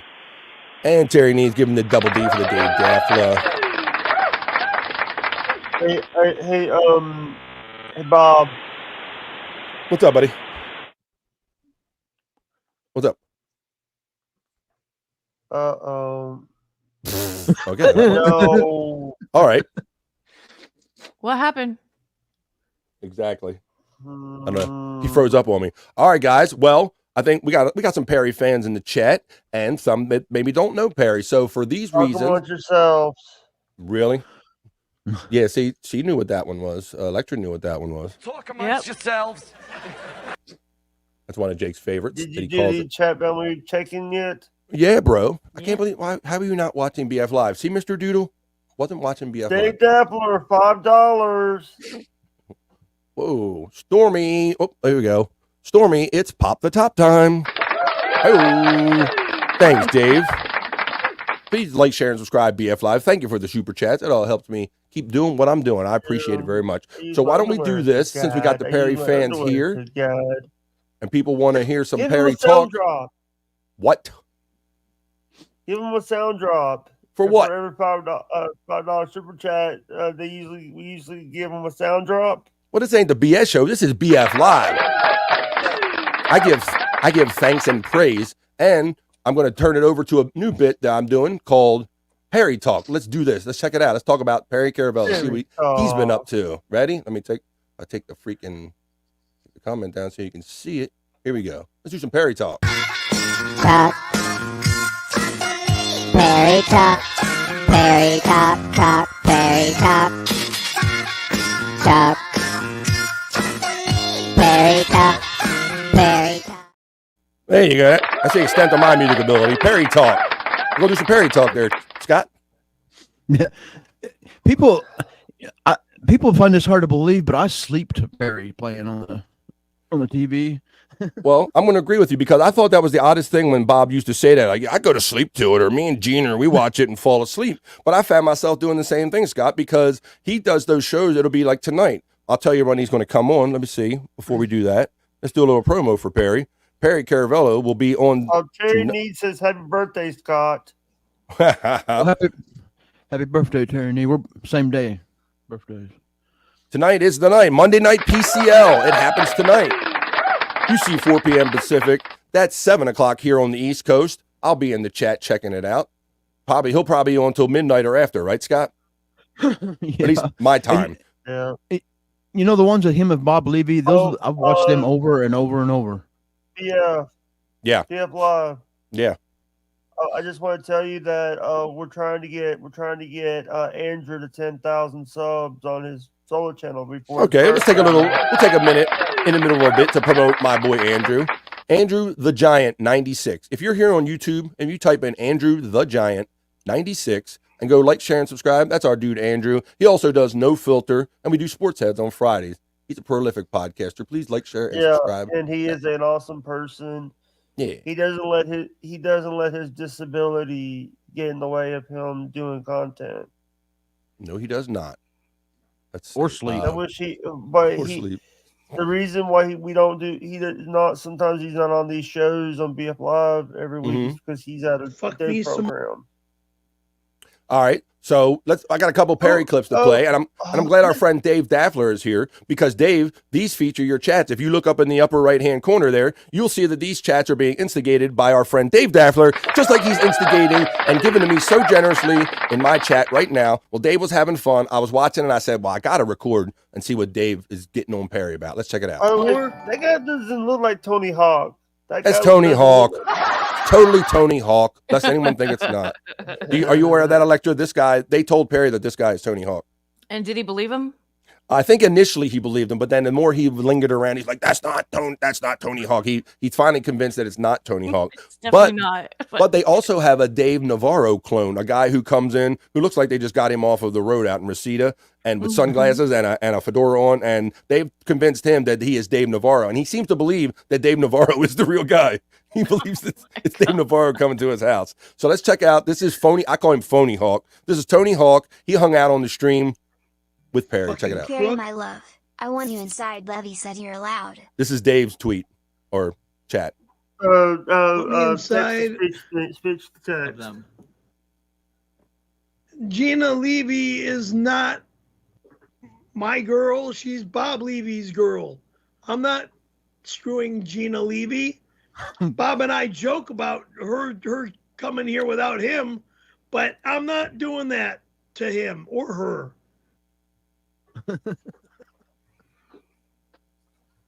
I mean, I love them both, like old friends that I've known for years. But is that a gay anchor? We'll see what happens when they come down. Yeah, Jake, we can talk about that a little bit. It's funny, right, Jake? Because they always trick him into wearing, because I don't think he's anti-gay, but I don't think he goes out of his way to be pro-gay. But these people will call in, or not call in, but they'll like donate and they'll say, hey, wear this shirt, wear that shirt. And unbeknownst to him, he's wearing kind of like a gay pride anchor shirt. So that's just some of the stuff they try to trick him in. The thing is, I've watched his show. I'm a big fan of his. I can't watch him on Twitch anymore because I'm fucking banned from the channel. Mm-hmm. Imagine that. But I do see people, the problem is you know, I see people ragging on him so much. On Perry? Yeah. Well, that's just the internet, Jake. You could be like, you know, you could be the best person in the world, and they're going to show up. There's always going to be one asshole that shows up to rag on you. That's just the nature of life. Let's finish watching this clip, brother. Perry, my beloved, I need you inside meet at Denny's again. Another Daffler. I don't know what the fuck you're talking about. Who's this guy? I need you inside me. Let's meet at Denny's again. Dave Daffler said. Thank you for subscribing. Thank you I for saw- subscribing. Thank you for subscribing. I need to get one of those. That'd be my next thing. And because I have a Denny's on the corner, they bring up Denny's. Okay. Yeah. Take this. Hold on. Here. This is. I'm afraid of this. Wait. Hey. Pause. That's why So that's clip number one. What are you calling shots? You producing here? Bobby, Pause. what was that drink? Hey, Bobby. You. What was that drink that was right there by the microphone? I don't know. He normally looked drinks like some. Sprite. Oh yeah. So yeah, he famously doesn't like Sprite. He thinks Sprite and Skittles are poison for his body, Electra. Oh, really? Yes, he prefers 7-Up and no fucking Skittles. I don't know how he got this this thought in his brain, but he thinks that Skittles are terrible for him and they're poison. That and Sprite. So if you just tease him and say you need some Sprite or you need some Skittles, he loses his shit. I like It's fun. Sprite and Skittles. There you go. No Right. fish fillets either. No Oh my McDonald's God, fish yeah. fillets. Right. So that's the main way. That's the main way they troll him is that they send him unwanted fish fillets and unwanted food and deliveries and stuff. They even have like the and mailbag also Friday they where also he'll just send open him up all the things that he random shit that doesn't they send like. him. What's that, buddy? Oh, wow. I was just saying that they'll send him like special drinks that they made for They him. send him mayonnaise. They send him motor oil. They send him everything, mustard, and Did you see he that? lathers it on his skin. Did you see that? They sent him Bundles motor of oil firewood. in the mail. What did they send him, Jake? Motor oil. Motor And oil. they said it was from Babylon. Yes, I did see that. And Scott, you're right. Bundles of firewood, and he has no fireplace. He lives in Reseda, California, and people will send him shit live during the show. So it's funny that they'll just see who comes at the door and what kind of shit they deliver. Happy birthday, wow. Scott from Terry Nee. There you go. That's going on again. It's not my birthday, by the way. How many boats has he gotten? How many boats and bozos has he gotten? I don't know. Yeah, he went for a thing where he would get to blow up boats. That song is catchy, says Brian Clauder. We're still talking about the piss break song. That's how it's supposed to be. Happy birthday, Scott, again. Happy birthday, Scott. At least Not my you birthday. got caught up in this one. I got caught up in it a couple of months ago where these guys will just pick a random person and decide it's their birthday today, Electra. So today it's Scott. Today it's Scott's birthday. Scott, I say it's all good as long as they come. Birthday, Scott. You're looking good. You look like you're right out of the Jane's Addiction video for being caught stealing with the pantyhose over your head. Lights playing on you. As soon as you said Jane's Addiction, I was going to say been caught stealing. Yeah, that's funny. Yeah, that's him with the pantyhose. Been caught stealing once when I was 5. Let's see. Hi, Jake. You looking great. That's because you're not. He's looking like a dinosaur. I woke up to pee at 4 a.m. Jake and Bobby Nick were on. Wow. I think that's the explanation of why Bobby Nick might not be here. All the Bobby bots are. Nick was, by the way, I tried to get him on my show before your show. He was asleep. I don't know Yeah. what he was. That's why I don't bother calling him because I figured he was probably awake. Buckshot Kid says, I love this gay guy. I've been following him for just over 3 years on Twitch. We like Jake too. Come on. He's talking about Perry. You see what I did there, Jake? Hi-oh. You're paying attention. There you go. Okay. Hey, by the way, please don't let Husey on. Husey? Well, he don't have the link now, but Hughes is my buddy. He fuck me and then walk off. Let's continue this Perry bit. So you saw the first clip right there with Phony Hawk, Tony Hawk, I like to call him. In the Dinosaurs eat French fries. In this second one, Dave Daffler was up to it again. More Dave Daffler. Perry, join Bob Levy's Born Wrong Ministries and you'll be forgiven for being inside you at Kids R Us. Kids R Us. My God, I haven't heard of that place in ages. Kids R Us, Toys R That Us. died when Toys R Us died. When I was a young kid, I used to go to Toys R Us all the time. models and toys and whatnot. Never went to a Kids R Us though. Did you hear that they're bringing it back? Hey, oh, wait a minute. Yeah, but this is about in. Yeah, bro. So well, that's part of the fun, Jake, is that you kind of pull a reference on Perry that, you know, kind of might trick him a little bit or kind of throw him off a little bit. Yeah. So that's part of the fun. But yeah, I've heard that they bring them back in like little small stores like around the holidays, and they're slowly trying to bring the Toys R Us name back, Jake. I have been hearing that. Yeah, by the way, Cut of the Jib says, do dinosaurs eat French fries? Ooh, let's hope not. Not today, they don't. Let's see. No, PCL rocks, according to Dave Daffler. Yeah, Dave. So that's the great thing about not only in these chats and these shows is that I'll just go in there and I'll see friends in there. I'll see Bone Loads. I'll see Scott. I'll see My Los Angeles. I'll see Dave Daffler. I might even see DJ Electra there in the future. We'll have to see. By the way, someone has donated as me in the past. That's good. Ain't nothing wrong with that. We asked that one. Buckshot says Skittles has an ingredient, titanium dioxide, that's banned in the UK due to concerns about its possible cancer-causing effects. Yeah, I understand there are parts of the country that ban things that we allow. Fuck Dollar General. Fuck Dollar General. General Dollar. You general. The reason why I'm saying that they took some good land that we could have made into something that non-commercial. We could have made a wildlife sanctuary over there, and they the Jake Hudson Wildlife Preserve.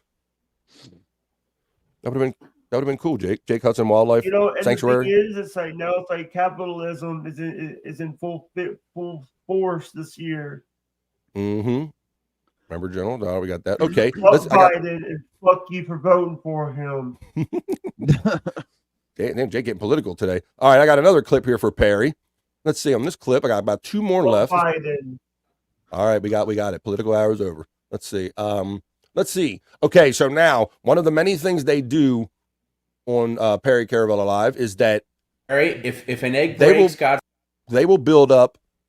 crowdsource some things, Electrifries, to get him to do crazy zany shit. That's the whole idea, is to see what kind of crazy shit you can get Perry to do during the show. So they'll have a collective where they do crowdfund it. Everybody will pitch in $150, $200, $300 and try to get him to do some crazy shit. So this one is where Tony Hawk has to throw eggs across the room, and he has to catch 3 of them in his fedora hat. So you can imagine how this might go.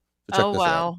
If an egg breaks, God forbid, no big deal. Eggs are very easy to clean up, and you're getting paid $300. So with that, 300 bills. Let us begin with toss number 1. Gonna try, okay? Watch this, Scott. I wouldn't do it. I would have told them to go. Oh my God! Right. That was a good toss. Let's try it again, Perry. Try to do a better job of catching. $300, Jake? Can I keep it below the ceiling? I'd do it for 3 bills. Is that good? You're going to be destroying all the eggs because I'm not catching them. Well, this is a good question. Since we're here, I inadvertently started over, but it ran too long. But Scott, would you do this for $300? Oh, definitely. I'd catch him with my mouth open. There you go. What about you, Electra? Would you toss? I'm talking, Jake. Would you toss a few eggs in your house until 3 of them were caught for $300? 100%. Yeah. There you go. Well, you wouldn't believe it if you watch this show. His initial reaction is always no and to scream, right, Scott? No, fuck no! I'm not wasting eggs, and it's a fucking mess. And then within 3 to 5 minutes, you have this video right here. So this is kind of the pattern where he'll refuse to do these things, but he ultimately caves in, whether being talked into it or he just relents. So for $300, I would have been like, okay, I'll do it. But he'll put up such a fuss that he has to clean up a mess and all of the minutia and the steps that go into doing this. So I'll start it over. Let's see. You're getting paid $300. So try to find my spot again. Here we go. All right. That was the first one. That was a good toss. Let's try it again, Perry. Do a better job of catching it. Watch some of these tosses. Do a better job at throwing it. Is that good? You're going to be destroying all the eggs because I'm not catching them. I'm aiming for your hat. This isn't as easy as it looks. No, it's not. Oh, son of a bitch! Almost. Hey, that was good. Almost. That was on him. He threw it so soft he lulled him. Watch this one. Oh, that's one. One. Hey, that's one. Very good. And he can't take none of the other ones out, Scott. One. Yeah. So they're all going to Keep it in break there. if he catches another one. Yes, and that's the whole point. It broke, but it's 2. It counts.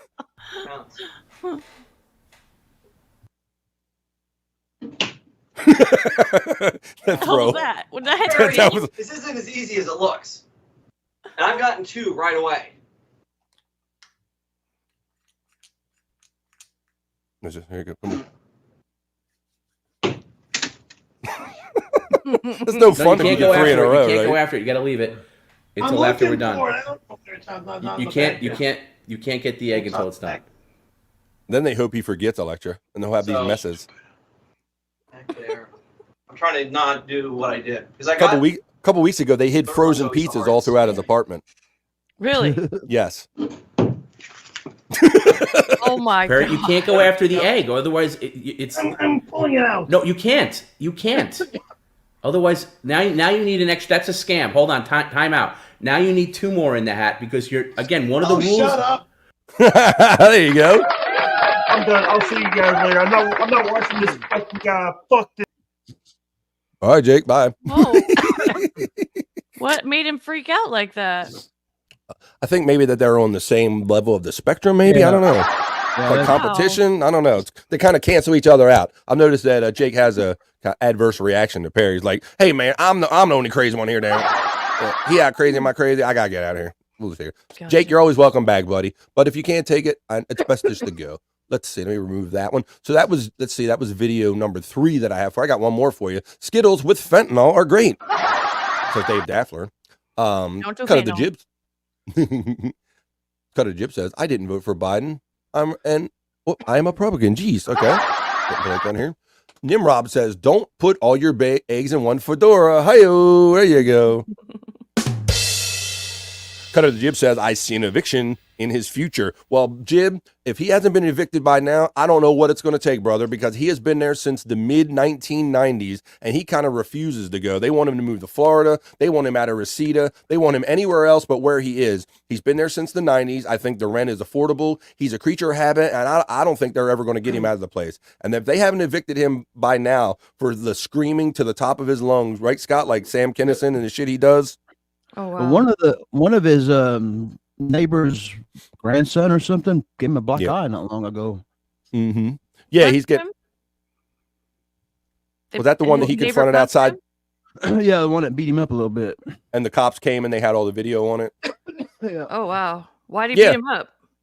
Yeah, he did. Somebody encountered him. Somebody that was a little touched and didn't care for what the things that Perry was doing. Yeah. I see. So let's see. Well, let's see. See an eviction. I don't know. think they're going to. I don't know if it's accurate or not. But one time I heard Shirley when they first started getting into the Perry rabbit hole. I heard Shirley one time say that his neighbors gets $50 off their rent to live by him. I don't maybe doubt it's something. it. Maybe it's something he was suggesting. So they did this prank on him many years ago. There's a movie called Windy City Heat. Lecture. Have you heard that name thrown around? Yeah, and I watched it Oh, you did watch it. Okay, I didn't know if you'd seen it. just What did recently. you think? Yeah. What did you think about it? I Be don't honest. know. You probably- I didn't it's- really get it.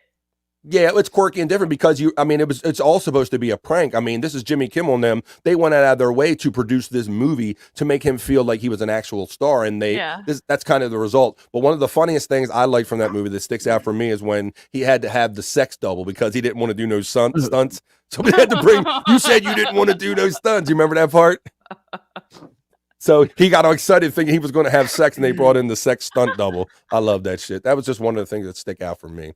So yeah. That's good. And nothing's changed about a Perry's apartment for 30 years. Oh, exactly. Yeah, that place looks like it's caught in time. It's 828 Alice 333. What's up, Alice? How you doing? Hey, Thanks for Alice. joining us. Let's see. Hi, Alice. You getting the love? Hi, hello, Dave. Getting back. And Dave, thank you for your generosity today, brother. I've got bids on his shop vac for Gina Levy. Last week, Electra, they had him suck mayonnaise out of jars with his nearly new shop with his shop vac. That was another one where he goes, "I'm not ruining my fucking shop vac." No, like the other night, they wanted him to destroy his Hooters calendar. They were going to give him $100 for a $20 calendar he could have replaced, and he refused to do it. Wow. But yet he'll suck mayonnaise out of jars or throw eggs in his apartment. So it's just kind of So funny he trying did to. the mayonnaise thing. He really did it. He really did the mayonnaise thing. Yes. Sucked it out with a shop vac. They got him doing all kind of shit with that shop vac. Yeah. Let's see. Are they going to send it full or whatever? is in what? Or are they going to empty it? You get that? Are they going to send it full of whatever is in it, or are they going to empty it? A lot of words in a row. The shop vac? I guess. I don't know. The cut of the jib. Damn it. I forgot to ask. These guys are I think they're chatting in the chat. If you look up his address, you can see complaints about this jagoff who lives in 102 for years. Yeah, there has to be. There has to be. Yeah, I'm sure. I think I would get a kick out of living next to someone like that. I would too. Ooh, I don't know. I'd live with Jake. But there would probably be those days where you go, you know what? I'm not ready for this motherfucker today. No, not today. I would definitely have those not today days with him, you know. Yeah. You should then tell him leave all the crap in there, okay? Glad to see everybody comment. All right, so we saw Tony Hawk. We saw the Dave Daffler had the two funny ones. He's not only generous in my chat, but he's also there in the Perry chat. So when I saw Dave, I'm like, hey, that's my buddy Dave. But let me record because I know it's going to be something good. Figured we could feature it here. I got one more thing. He finally had enough of Tony Hawk, Phony Hawk, and so he had enough. They stayed as long as he could, but then this kind of went down, and this kind of ended all that. Let me give up the last one for our Perry Talk segment today. I hope everybody's enjoying this. Here we go. And this is, here we go. Made money. It gets good. Hi Perry. Met you at the WCH anniversary.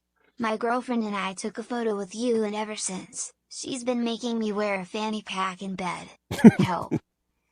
In bed? Whoa. That's cuckoo. Why would you wear a fanny pack in bed? Don't you wear yours to bed? I wear mine only when I go places. Where is that? Mind your business. God damn it. No, Perry, sit down. I can't afford any more darts today. Come on.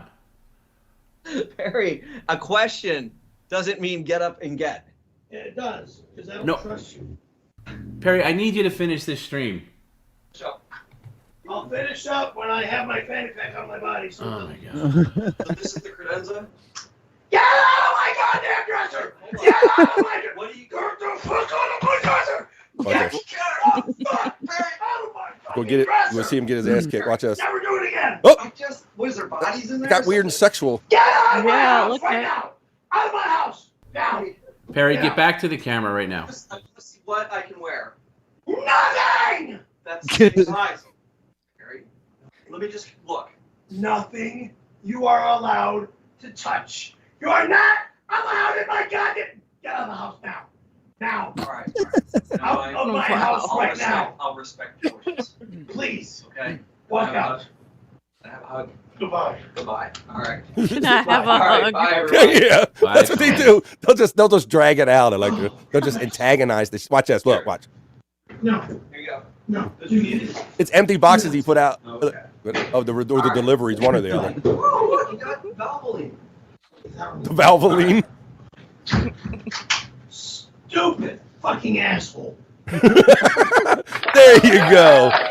So there's a little taste of Perry in a little Perry talk segment I did. Let's check out some of these chats. Perry knocked over the table. Perry's always knocking over a table or something. Let's see. Nimrob71, you're never taking an afternoon nap with Perry as your neighbor. No, you are not. Buckshot says, do you like this segment I suggested to you? Yes, I do. And that's one of the many things I love about BF Live is I take your feedback and I turn it into things that you like and enjoy. So thank you. I'm always looking for a reason to talk about Perry because I'm a Perry fan. Scott and I have brought it up occasionally, but I never thought of formalizing a Perry bit until you suggested it, Buckshot Kid. So I hope that you, in fact, enjoyed the segment that you came up with, Buckshot. Thank you very much. Because we'll be doing that again and again. But for right now, that was a new segment I like to call Perry Talk. Talk. Perry talk. Perry talk. Talk. Perry talk. Talk. Perry talk. Perry talk. Hey, I'm going to hit clap. That's Perry Talk. And if you see that, I included some pictures of me when I got to meet Perry Caravello in person when he came to the East Coast, Electra. Oh, cool. So that was kind of interesting. Yeah, I wasn't even I wasn't really trying to get a picture with him. A lot of Perry fans were there, and I just happened to be standing there when he came out to engage. He had a long line. He stayed there for like a half hour or more after the show signing autographs, and I just happened to be standing at the right place at the right time to get the first picture taken with him, so that's kind of included in there. So, yeah, we like us some Perry here. Can Thanks, we watch Buckshot. it again? I missed that picture. I didn't see Yeah, it. let me roll it again. And I like the song, too. Oh, thank you. And, Scott, I was going to ask you a quiz about that song because he probably knows where that came from. Let's watch it again. Let me take this comment down.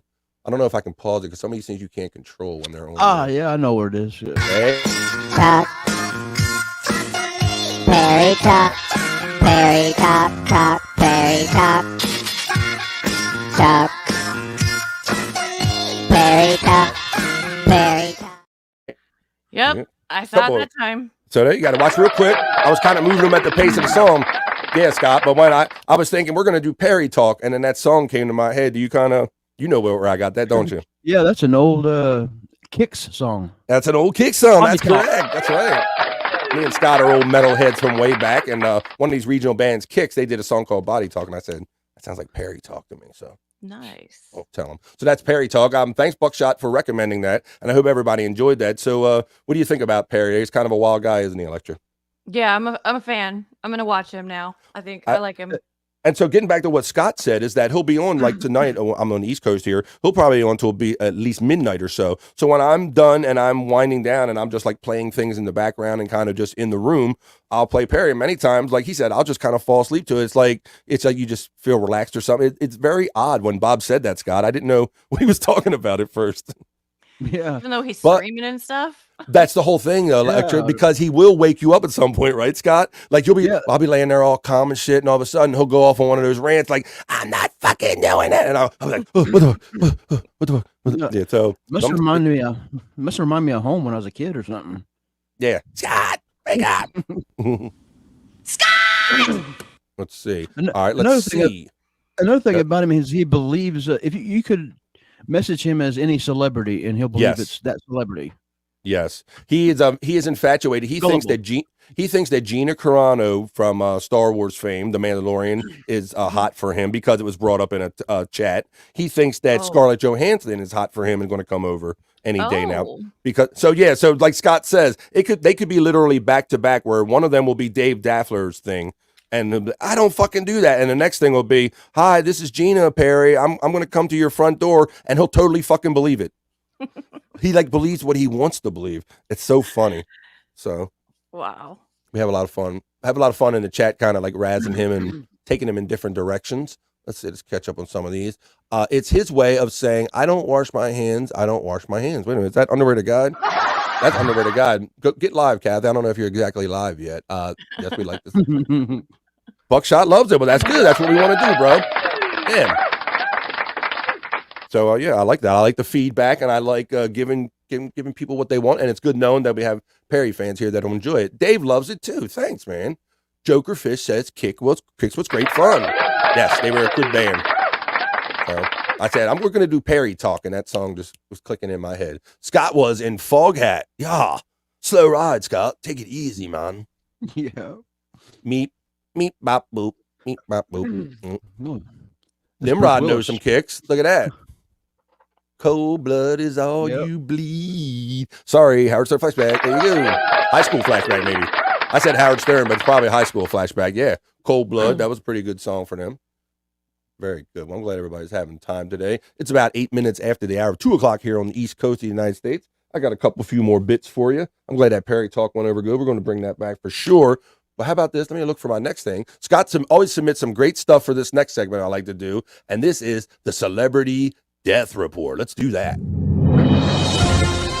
BF Live, Celebrity Death, Marriage, and Divorce Report. They lived, they loved, they died.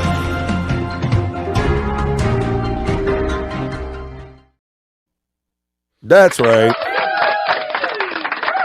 We like to check in on the marriage, death, and divorce report. We'll check in any like weddings, and everybody does the birthdays. So we like to do it from a little different angle here on BF Live. And we learn some interesting, kind of funny, quirky things in doing it. So there's a couple of famous weddings on this day. Edwin Hubble, the namesake of the Hubble telescope, was married on this day in 1924. and he was married until his death in 1953. So he's of note. Mary Astor, I know that name. Edward Teller, he was a Hungarian theoretical physicist. He was married on this day. Don't really know. I'm going to Rosie O'Donnell, American actress and comedian Rosie O'Donnell, 41, weds American marketing executive Kelly Carpenter. Yeah, 36 in San Francisco, California. Voided in August due to state Supreme Court ruling. Oh, wait a minute. That doesn't sound good. Look at this. Here's a famous couple everybody knows. That was Tom Brady and Gisele Bündchen in 2009. Tom Brady, my birthday twin. Oh, you had the same birthday as him, huh? Yeah, same day and year. I did not know that. Got a birthday twin. So then you obviously follow him closely and know he was married to Brazilian supermodel Gisele Bündchen when she was 29. American NFL New England Patriots quarterback Tom Brady, 32, at Santa Monica Catholic Church in Santa Monica, California, and then they were divorced in 2022. What did you think of that whole relationship? They were kind of always in the media for a while there, weren't they? Yeah, he couldn't give up the football, huh? He couldn't do it. He Even couldn't, though he'd right. won how many rings? 7, 8? Right, and I'm kind of with you on this, but I see both sides of this because, I'm sure there were some promises made like, look, you win the Super Bowl, you do your thing, and then you cut this shit off. And then he retired and acted like he did. And then what did he do? Like, 17 days later, he comes out of retirement, And But then at the right same time, why would she want him to give up what he loves doing? If he really loves it that much, he wants to do it into his old age and risk getting hurt. I mean, I would probably give up sooner than later, but he wanted to keep going. So why would she want him to give that up? I don't know. there is that, and trying to achieve that balance of what do you want what's good for your mate, or do you at some point do you need what's good for you? But yeah, you make a good point, and you just know if you're any kind of football fan, these coaches and the guys that are into football like he is, that is their life. Like, I'm surprised he even had time for a wife and children, because those guys like live at the facility. I mean, they stay there overnight. I mean, it is their life. So I wasn't too surprised that he went back to it. But you make a good point about if you meet a guy and you know he's really passionate about something, is it worth or right divorcing him when he wants to continue doing it? Right. That doesn't make much sense. No, so there must have been other problems too. But I'm sure there were. But as far as, and then we talk about this like with Taylor Swift too. And for whatever reason, you can say, Scott, what do you think about the attractiveness level of Giselle? Right? Do you find her highly attractive? No, but I never really knew much about her modeling. I knew she's a model, but I never. Man, I knew her just from modeling the Victoria's Secret underwear. That's where she seemed to get her fame pop. Mm-hmm. But yeah.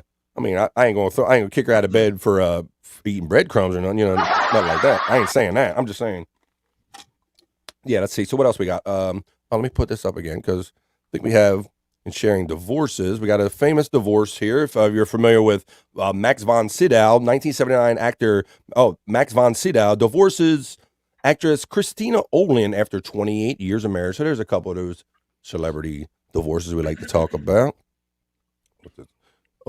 Would Sister Kathy ever go on the show? I don't know, Jerry. Kathy, if you're out there listening and watching, I've had a couple of these requests where people want to see Kathy or come on a show. So I don't know if you could get it together to get on the phone, or you'd have to come down and visit me. But the people would like to see you. So there's the request right there from Jerry, Kathy. We'll have to see if she would ever come on. Yeah, Kathy should come on the show. And my sister, yeah. She That'd was be cool. She's like I said, she was my first audience. She was one to always like laugh at whatever goofy shit that I would say off the top of my head when I was going around mimicking Saturday Night Live bits and shit like that. And I don't know if you were on the show the day I told the story that like being my main audience, we would always go out into the store in public, and one day I actually made her piss herself in public, making her laugh. Yep, I was there when you Were you there when I told that story? Okay. Yeah. I want to show you that was funny. Good. I love that. That was good. I got to tell the piss herself story. Let's see. All right. What else we got here? We'll have to see if she comes on, Kat. There's the request right there. Where is the Procol Harum bit? Wait a minute. All the young dudes are carrying the news. They're over there. They're over there. I go away on a run and I hear dry lady smelled her fingers and what? Wait a minute. Whoa, damn. What kind of context did he jump in the show on? What were we talking about? He looks like Paul Lynn. Dave Daffler says, oh, God. He looked like Paul Lynn. Ming the Merciless says Nimrod. Jerry says it jumped. Jerry says she could just talk. She could just talk if self-conscious for some history. Okay. Jerry's on the phone. Call in, he says. Okay. Oh, call in maybe. Yeah, I haven't hooked up the phone line thing yet. You ever messed around with shows that do phone line stuff yet, Electra? You do that on Blind Mike or something? Yeah, I have a mixer and I hook up my phone through it. Okay, I haven't because I have certain Bluetooth capabilities, if you will, but I haven't quite put all that together yet to make all that happen. And It's I a don't little have. tricky. It sounds like it because sometimes I've thought about like running if you could do like Facebook Messenger, if you could have them call and then just share it or something. I don't know if that's an option or not, but I don't know. Just thinking productively out loud. Let's Never see. tried that. Yeah, I don't know if it would freeze up or what it would do. Let's see. Call in. Let's try it right now. Okay. All right. Okay. No problem. Sure. Let's see. Where we at? All right. Oh, we were doing the celebrity death and divorce report. I lost my browser. Did I close it? I think I closed my whole browser on myself. I hate when that happens so much. I have like 15 tabs open. There you go. Yeah, I have 22 open right now. So yes. That happened, girl, during some of my first early live shows, and I like shit a brick live, and luckily I found some of those where you can reopen all those shit you just closed thing, and I was sweating. That shit went down during a live show, and you're like, it's funny when all your content it just evaporates in front of you. It's like you're like, oh fuck. Yeah. All right, so on this day, check out some of these celebrity deaths on this day. This is a famous comedian, kind of a cultish guy, if you weren't around the day. Bill Hicks died on this day. William Melvin Hicks, and he made quite the stir during his time. He only lived to be 33 years old. So he died as a young man of I think he had pancreatic cancer. He died in 1994 at the age of 32. But I got to say, he made quite the stir in his time and was compared to the likes of Carlin and such, and just kind of just gave no fucks. And just at a time where people were kind of being a little touchy-feely, Bill Hicks was kind of out there. And so he had an untimely death at the age of 32. So Bill Hicks passed away on this day, February 26th in 1994. So we salute Bill Hicks. And this is one that maybe a lot of us grew up with. And Scott, I'm glad you included this. You included more content than I could put in, bro. So I think Wapner at 7. Judge Wapner. Who grew up watching some Judge Wapner, right, Scott? Yeah. That was something I watched with my grandma and my mom every night it come on. Oh, that was some great time and great appointment television. Did you happen to see any Wapner people score back in the day? Oh yeah. Yeah, he was great, wasn't he? Mm-hmm. Does anybody remember his bailiff's name? No. It's Rusty. Rusty. Right? Rusty. Rusty. Oh, wow, you guys both knew it. I thought I was just remembering a crude sexual reference like Rusty on the trombone or something like that.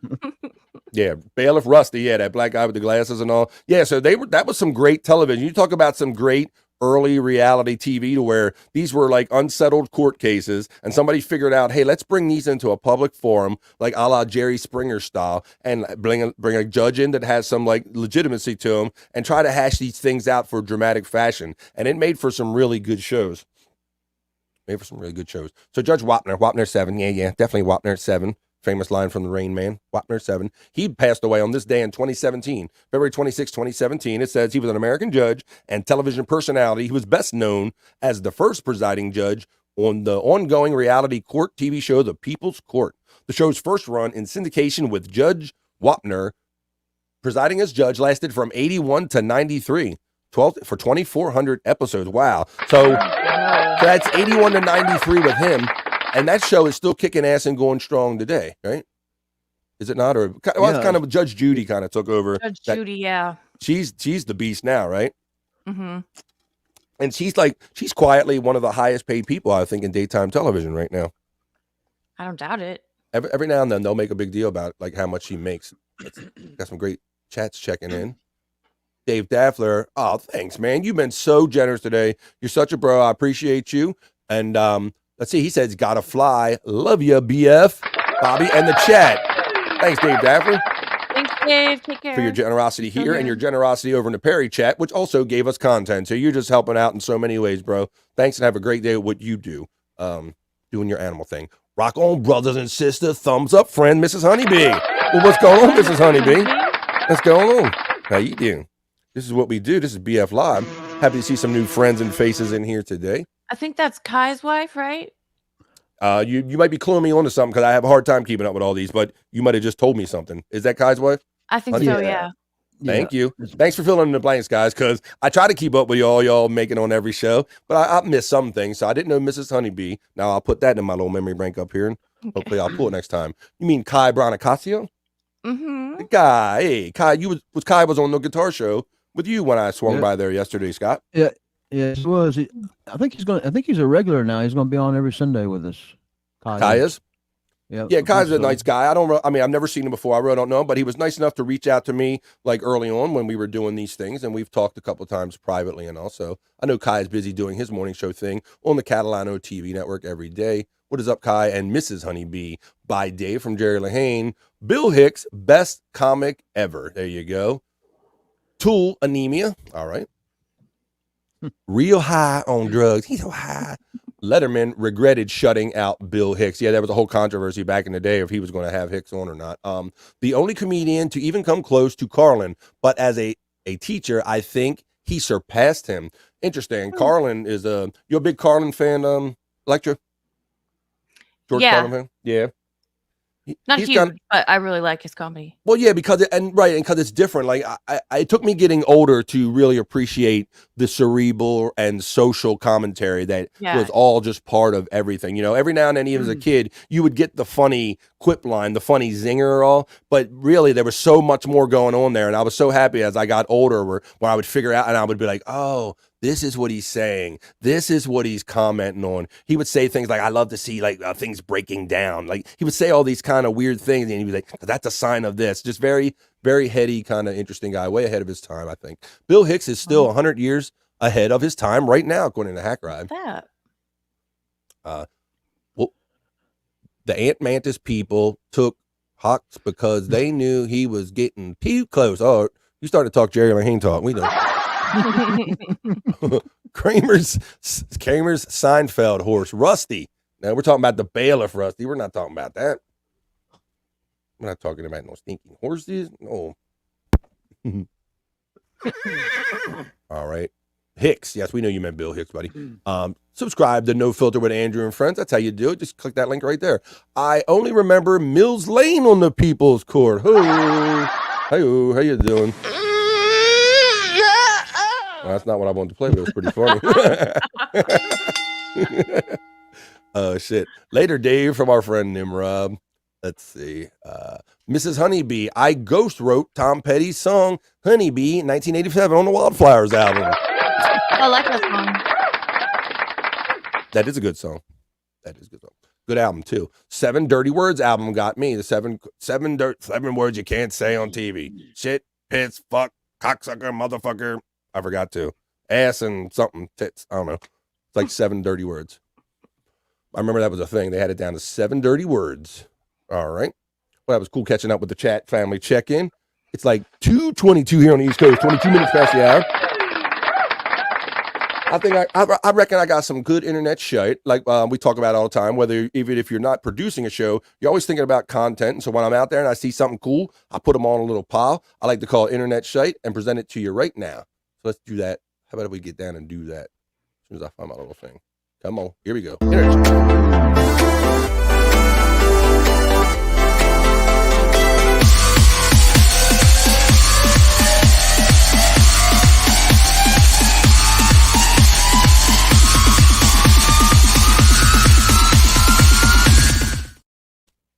That's right. This is a little internet shite. I got funny clips. I got funny articles. I got some stuff you've seen, maybe some stuff you haven't seen. Thanks again to Dave Daffer, and thanks to everybody that's watching today. I enjoy doing BF Live so much here every Monday, whether I start off on a good foot or doing it right or not, or if I'm on mute, I still have a good time. Thanks for DJ Electrify for being here today, and Scott Fitzpatrick, as always. I got some internet shite for you, Scott. This is our boy Corbin Millette. He's at it again. He's terrorizing his parents. Let's see. So in this... I featured him on some previous episodes of BF Live. And this one right here, this one's called Covering My Parents' Kitchen in Money. So, Electra, did you happen to know of this guy, Corbin Millette? Isn't he the one that put the pool in his living room? Damn, you know it, girl. That's right. Well, he's up to it again, and this time he's going to give his parents some money in his way. Let's roll this right here. money. You guys have been telling me I should give my parents money for what I've put them through, but I couldn't just give them money. So I had to go to 2 different banks to get it in all ones, and then I changed each individual dollar bill to every single part of the kitchen. Oh, wow. Exactly. Look at the dad laughs. Yeah. Let's see how mom don't normally like this shit. I don't think she can be happy.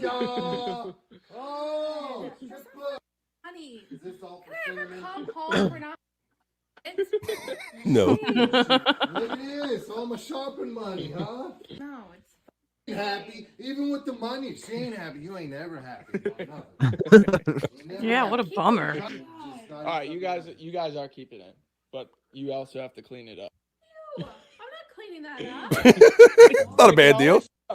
Mom picking all that shit up. Dad ain't. Covering my parents' money. There you go. So he's at it again. That's Corbin Millette. Torturing his parents. That's a fair deal. I would pick all that money off just to keep it, right? Yep. Not a bad thing. Just like the $300 or whatever. I'd take that in a minute. Actually, I'm kind of a mean mom. I probably would make my son take it all down and still keep it. Well, that's what she was going for, right? She's like, I ain't cleaning this stuff. And then I think she rethought it again. She's like, okay, maybe. Of all the things that a mom would clean that you don't get actual cash for doing it, I would clean up some cash for real. Right. All right. Ooh. Let's see. I think this is number 2. Number 2. Okay. This is compliments once again of my friend Dave Daffler. So he gave me this. Normally I'm on the internet looking for wild, funny shit to play. He hit me up with some of this yesterday, and he's like, BF, you got to see what some of these people are up to in these garages around America. So this is from a series called, internet series, YouTube, called Just Rolled In. And we're going to keep featuring this because you're not going to believe the things that people do in order to repair their cars or not. So check out some of these. They go really fast. They're really quick hits about all different car situations that came into garages and they were asked to be repaired. Check this out. Hey guys, welcome to a new episode of Just Rolled In.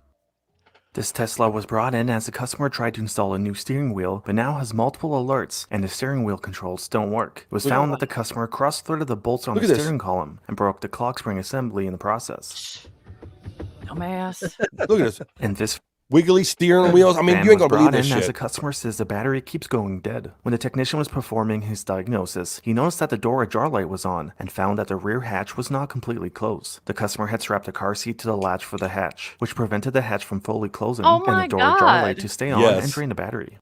Customer states that the electronics in his car died while driving. The customer had somewhat recently replaced the battery in his car and did not secure the hood prop, which then led it to contact a positive battery terminal and caused a concern. Oh. This customer brought in their car as they said the brakes still squeak after they apparently had a parts store employee help her. Whoever tried to help her used a bottle of orange desk spray quiet and had put it all over the brakes, calipers, wheels, and tires shit on the wheel instead of the back of the brake pads. The technician said the brakes were still squeaky. It's wild. Customer states oil light is on and the engine has a bad ticking noise. The customer apparently had another shop just install a new oil pan as the previous one was cracked. Whoever installed the oil pan left his paperwork in the oil pan when they installed it. Oh my God.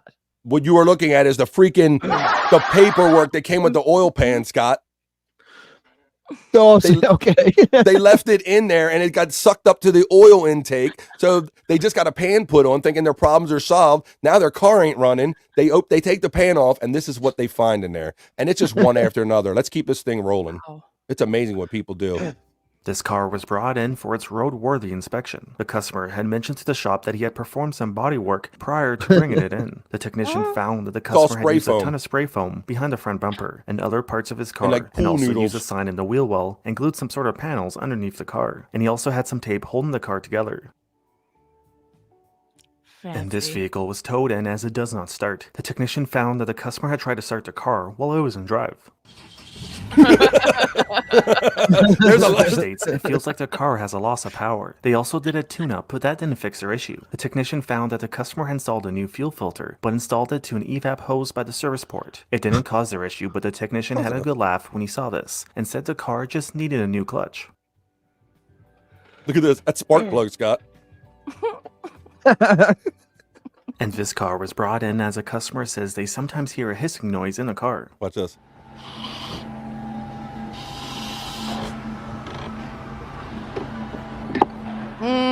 fucking get an air saw. Brought in as the customer says the cooled seats don't work. The technician said the cooled seats do work, but could not be felt as the customer had seat covers on the front Covers seats. over it. What an idiot. The cool seats don't work. Long story short, this customer brought in the love car cool for a seats. drivability concern, but the technician did not want to drive it because of this. The customer declined to get it fixed, as he said it's been like this for 2 years with no issues. Holy shit. A customer had their vehicle towed in as it does not start. The technician found out that the customer installed new spark plugs, and ever since they did that, the issue started. The customer installed the spark plugs on the right, in the which plug. would be for a small engine, like something in a lawnmower, while it should actually be the spark plug on the left.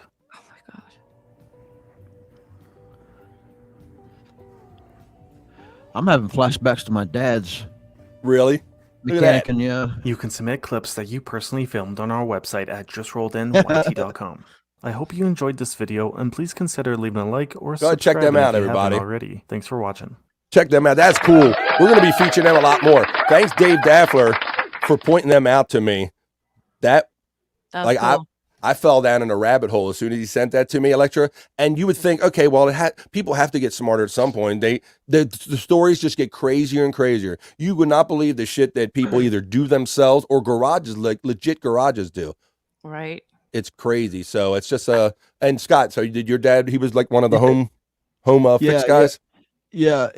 I mean, he was actually pretty good at it sometimes, and then sometimes he wasn't. I had a new car. It had some sort of electrical problems, the blinkers and what. And I remember he put like light switches from your house. Yes. He put all the wiring to several light switches, and then those was taped to my mirror outside my car. So whenever I have a new car, but I got these light switches that I gotta, turn on my blinkers and stuff with. Yeah, this is not working out for me. They have some in here where somebody did the homemade electronic start where they just take the ignition wires and put them on a crude switch, Scott, like a button, like a doorbell button, and they just hit the button in the side of their car, and they have keyless kind of starting all the way. So that's funny. He got that ingenuity going on there. When I was teaching my son how to drive, yes, he scratched up the side of my car a little bit because he took the car without asking, And so I fixed it myself. I was pretty proud of that though, because I learned how to do body work. Really? Now, did you have to do a buff out? Did you pull it out the suction cup? Like, how'd you do? I didn't do the suction cup. I just sanded it, and then I put in some like filler in there a little bit. It wasn't huge, and then I painted it and everything. Yeah, it turned out good. You can't tell. Very good. I have my daughter. I only had like a Ford F-150 pickup truck, so I taught my oldest daughter how to drive a pickup truck. So that's how she learned. So anything like under that, she can kind of handle. But she did do the same thing. She didn't take it unauthorized, but she was pulling out one day, and she like caught the edge of something and got me a nice little scrape on my body for that. Yeah. So. Yep, that's when I had my Grand Cherokee, so it wasn't a small car. Oh my goodness! Ripped up your chain. That's too bad. Yeah. All right. Let's see. Catch up with some of these chats. Make sure we got that one. Got that one. Yes. I tried to star them, but I lose my star. Talking about Bill Hicks, he's a crazy ass genius of that style of ambush humor. Pranks. Dollar bill, y'all. That's right. How about this one? Party people. Dollar bill. Let's see. This guy must be a Bam Margera fan, maybe. That's the name I have. I dream about finding money, but in stacks. Here you go. Yeah, he might have been a Bam Margera fan. I don't know. That might be a little past his time, but he might have caught up with him on the internet. Probably, because he always did that to his mom too. His mom was funny. And when he did what? He painted, was it Tom Green? I'm getting them mixed up. Tom Green was good too. Tom Green did the Slutmobile with his parents, right? Yeah, that's Tom Green, I believe. You remember Tom? I'm getting my Tom Greens and my Jackasses and everything. My Bam Margera's mixed up. Tom Green was funny when he first came to America and did MTV, and yeah, he painted like a slut, painted the picture of a stripper or something on his hood of his car or something. That's right. That was funny. All right, let's see. So that was cool. Okay, so now we did Corbin Millette. We did the Just Rolled In. Okay, so now I got some video that maybe everybody hasn't seen. With all the talk going on, the Dabbleverse and Kevin Brennan and all of this stuff like that, I like going back to the origins, seeing kind of where these people kind of started from. And so some of you might know this and some of you might not know this, but excuse me, get my name right. Kevin Brennan got his start on Star Search. It used to be like basically America's Got Talent back in its day, right? Star Search. So Why I keep calling him Dave? So Kevin Brennan, because there's a Dave in this. So Kevin Brennan was on Star Search, and this is kind of how he got his first bit of notoriety. But then a young, slick comedian came along, and Kevin Brennan was champion for quite a while. But then this guy named Dave comes along and bumps him out. That's why I keep saying Dave. So I'll give you a little, if you haven't seen this already, this is Kevin Brennan on Star Search. Back in the day, well, he had been the champion, but then this guy I'm going to show you comes on, and you're going to recognize him, and he kind of steals all the thunder. Check out what happens here. No way. Oh, yeah. Hell? That's right. He's the youngest comedian in Star Search history. From Washington, D.C., here is Dave Chappelle. Wow. Thank you. Hey, I don't know if they've mentioned this. I was recently on Black Entertainment Television. Kind of have a feeling most of you haven't seen that. I don't know why. 19 years old. Last week I went to the movie. You know what movie I had a problem with? The Batman movie. You guys notice Batman never fights crime in neighborhoods that need it. I mean, really, I would love to see Batman fight crime in my neighborhood. I can see now just Robin. Yes, Batman. Didn't we park the car right here, man? All right, so I don't do a straight rip. I want to add something to this. So I'm going to go right up to where they do the score. So yeah, so the situation is that Kevin Brennan was well established on Star Search. He was the champion of the time, and he was every time a comedian would come along, he would win, and he was knocking them out. He was knocking them out until this guy came along. So now let's get to the point at the end where they do the scoring, and we'll see what kind of where things turn for Kevin Brennan and for Dave Chappelle, because here's a young 19-year-old Dave Chappelle. 154 is my timestamp. Let me go up to it, and we'll see. Let's see how this all went and how it all ended up. Kevin Brennan and David Chappelle. We need a decision from our judges. Kevin Brennan received. Look. Oh, wow. Look at that. Look at these guys. Look at these morose motherfuckers right here. Look at all that hair, bro. That's crazy. So there you go. That's Kevin Brennan? Yeah, that's Kevin Brennan. Yes, that is. Ain't that some shit? Where's he at? Holy crap. I never knew KB until didn't start the fire. You didn't know what, Scott? I never knew Kevin Brennan until Bob Levy used to talk about him all the time. Well, there you go. And once again, I think I made that point earlier where we're part of this new community and you hear all these names come at you. The Kevin Brennans and the High Pitch Erics and the Twitchels and all this stuff. So I like kind of slowing things down and maybe introducing it to some people, even like yourself, that maybe not put it all together. Maybe they put all the things together. So let's check this out because now Dave's going to get his scores. Look at this. 3 stars. David Chappelle receives 4 stars. Damn. Look, Dave. Look. And Dave tried to give him the bro hug. He was like, nah. He walked away. He got real white on him, didn't he? He was like, nah, I don't want the bro hug. Comedy that can lead to a lot of things. Sinbad came on here and did a couple of 4s. Now, let me tell you something. You were here because of your grandmother. Explain that. Yeah, well, she threw me out, Ed. So. No, come on. She threw me out. And she loves you, man. This is her favorite show. She buys Alpo, doesn't even have a dog. There you go. That's great. So I hope you enjoyed that. It's another part of my internet Shyt. So hopefully everybody got a little, maybe learned something. I think Scott did right here today that you learned a little something about Kevin Brennan. But how about all that hair he had back in the day? I wouldn't even recognize him at all. Mm-hmm. So I was watching this, and when I was watching this video, Scott, I was left with something ironic here in that if everybody that's fans of this puts this together in that, so Kevin Brennan was on the show. He was the champion. Dave Chappelle comes on. He effectively beats him and knocks him out, right? Then what's the situation years down the road? His brother Neil ends up working with Kevin Brennan. Ain't that some shit? Yeah.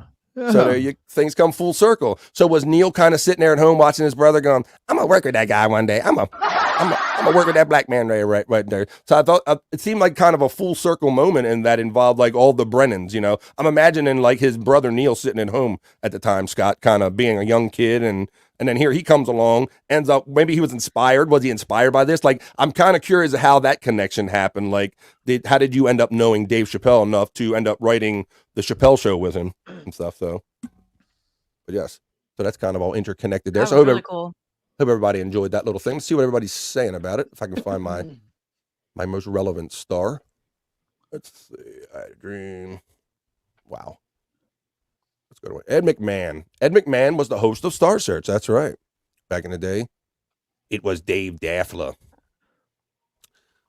See you when I get back. If not, take care. Thanks, Buckshot. Have a great one, man. I appreciate you always being in. You always usually first in my chats and support me. I appreciate that. And FKB. There you go.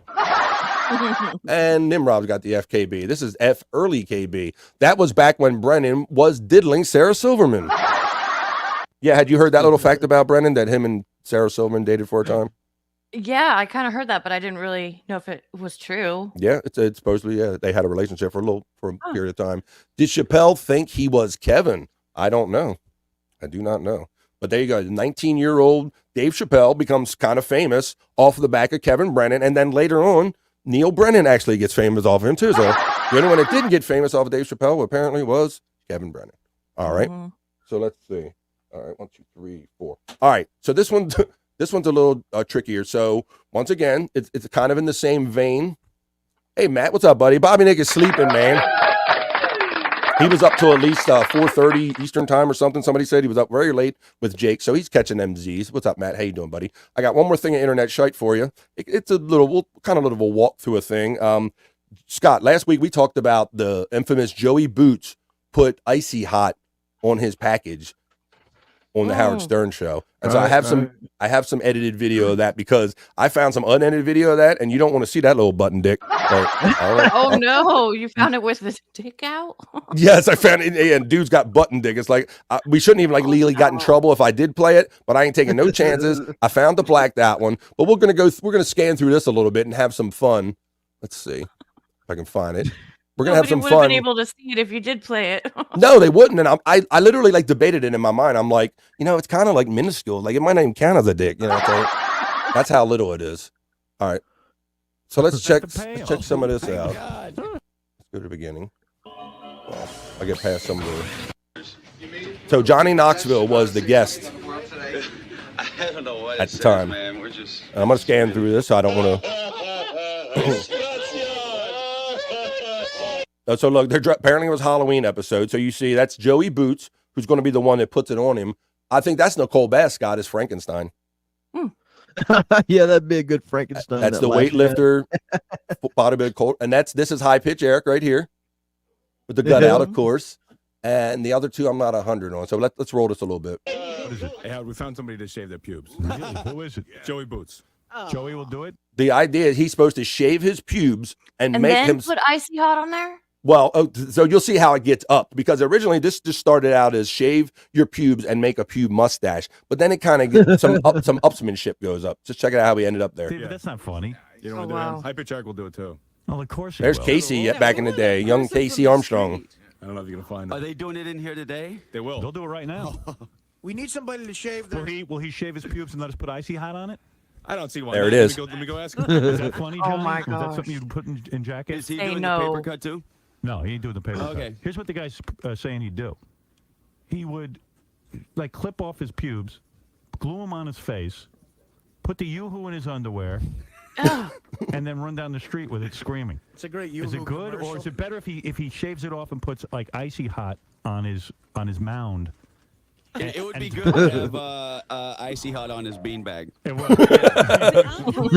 Way to go. So what do you think? So it's not to just totally rip the episode. Plus, it's 27 minutes long. I'm gonna. Oh my God! All right, you know what? I don't even know that I want to see you two do this. Oh, come on, Howard! I want a trip. Please. You want the trip? This is for a trip to Hong Kong. I'll take you with me. You got your fingers crossed? No, I'm good. All right. Let's do it. Just say yes. All right, do it. No, whoa, why do I shave it off? Take your scissors. We'll walk you through it. We need the hairs to glue on his face. Now, just a little disclaimer, because, the lights and everything, my thing shrunk up a little bit. That's your first sign right there. He was making dick excuses. Yeah. You, Joey. Joe, we wouldn't want you to embarrass yourself. Get down on the floor. Take off your pants and get naked. Yeah, don't worry. I just got to pull it down, right? You can pull get down on your his pants. knees. All right, so I'll go. Should Eric have his eyes closed when he's So luckily, you'll see when they get close with the scissors, it turns to black. Luckily, this was edited down. I found this blacked out already. Oh my gosh. Yes. Now who cares? Oh, there you go. Let's go. He's getting ready to go and watch. I'll show you, and it'll go black. Eric, where are we at?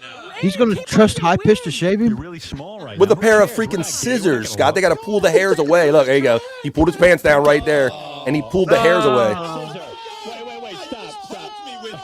Oh, God. He does not have a steady. Look at the faces. He said he called him a moil. High pitched the moil, he said. Just pull the hair tight. Pull the hair tight. Somebody else hold the paper. Put the paper down. It'll fall on the floor. It's only funny if his pants are all the way down. He's really like. He's right. Pants down, Joey.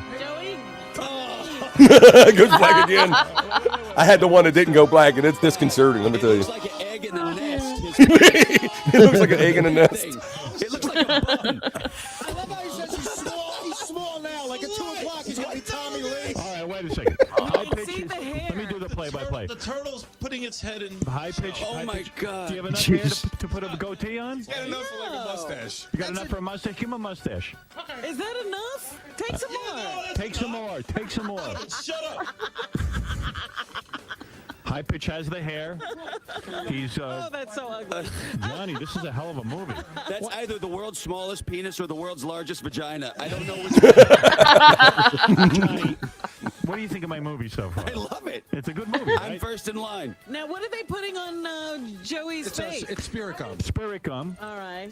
Joey, that's spirit gum. Now, high pitch, attach the mustache, the pubic mustache. Oh, yeah. So I thought this was going to be like put your pubes on somebody else, but Oh, he's all touching his pubes and stuff.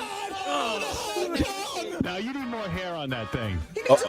You need a little goatee. Told you there wasn't enough. Go downstairs and get some goatee. Should he clip some from his gooch?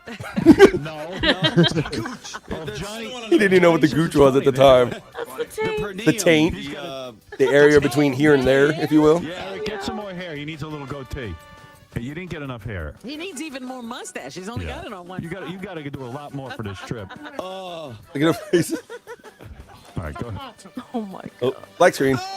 All right, Eric is. Eric is getting more props. Eric, go to the other side. Go to the other side. It's small, but it's black. Whoa. It's awfully close to the Johnson. No. Does that qualify as a Johnson? Shut up. Yes. That's enough. That's enough. That was a shot of it right there in the monitor. High pitch, Eric. Give him a goatee.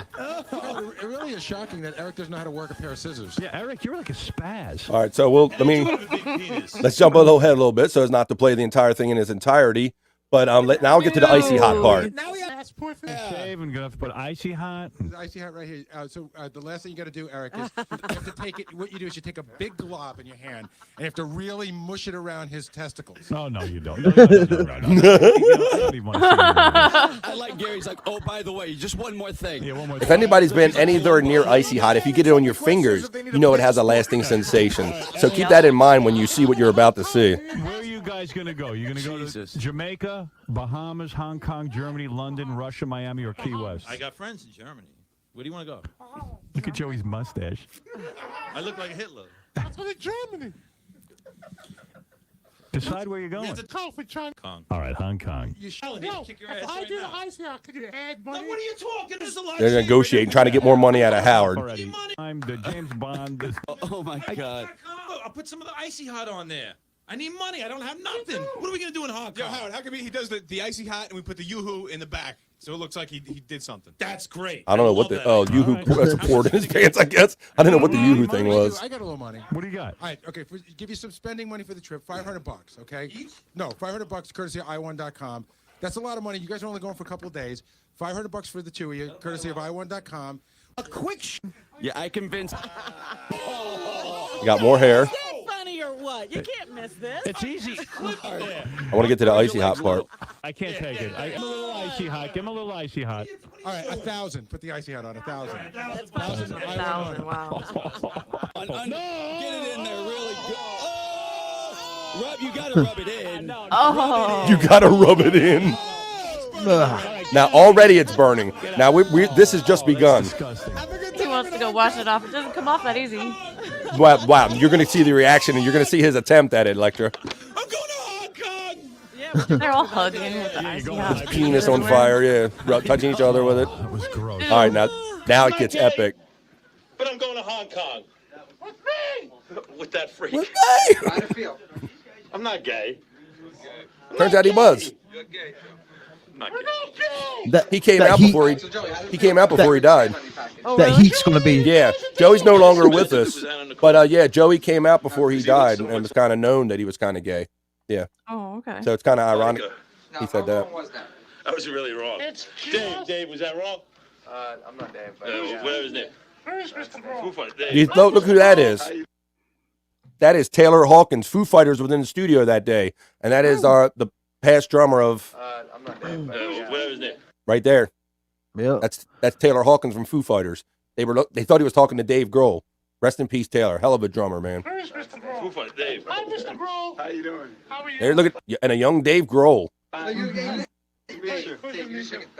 my God. Shaking his hand. Yes, that's what he said. That I just said that was in the shit. It's burning right now. And he wipes it on him. Dude, I gotta go to the bathroom. Here it goes.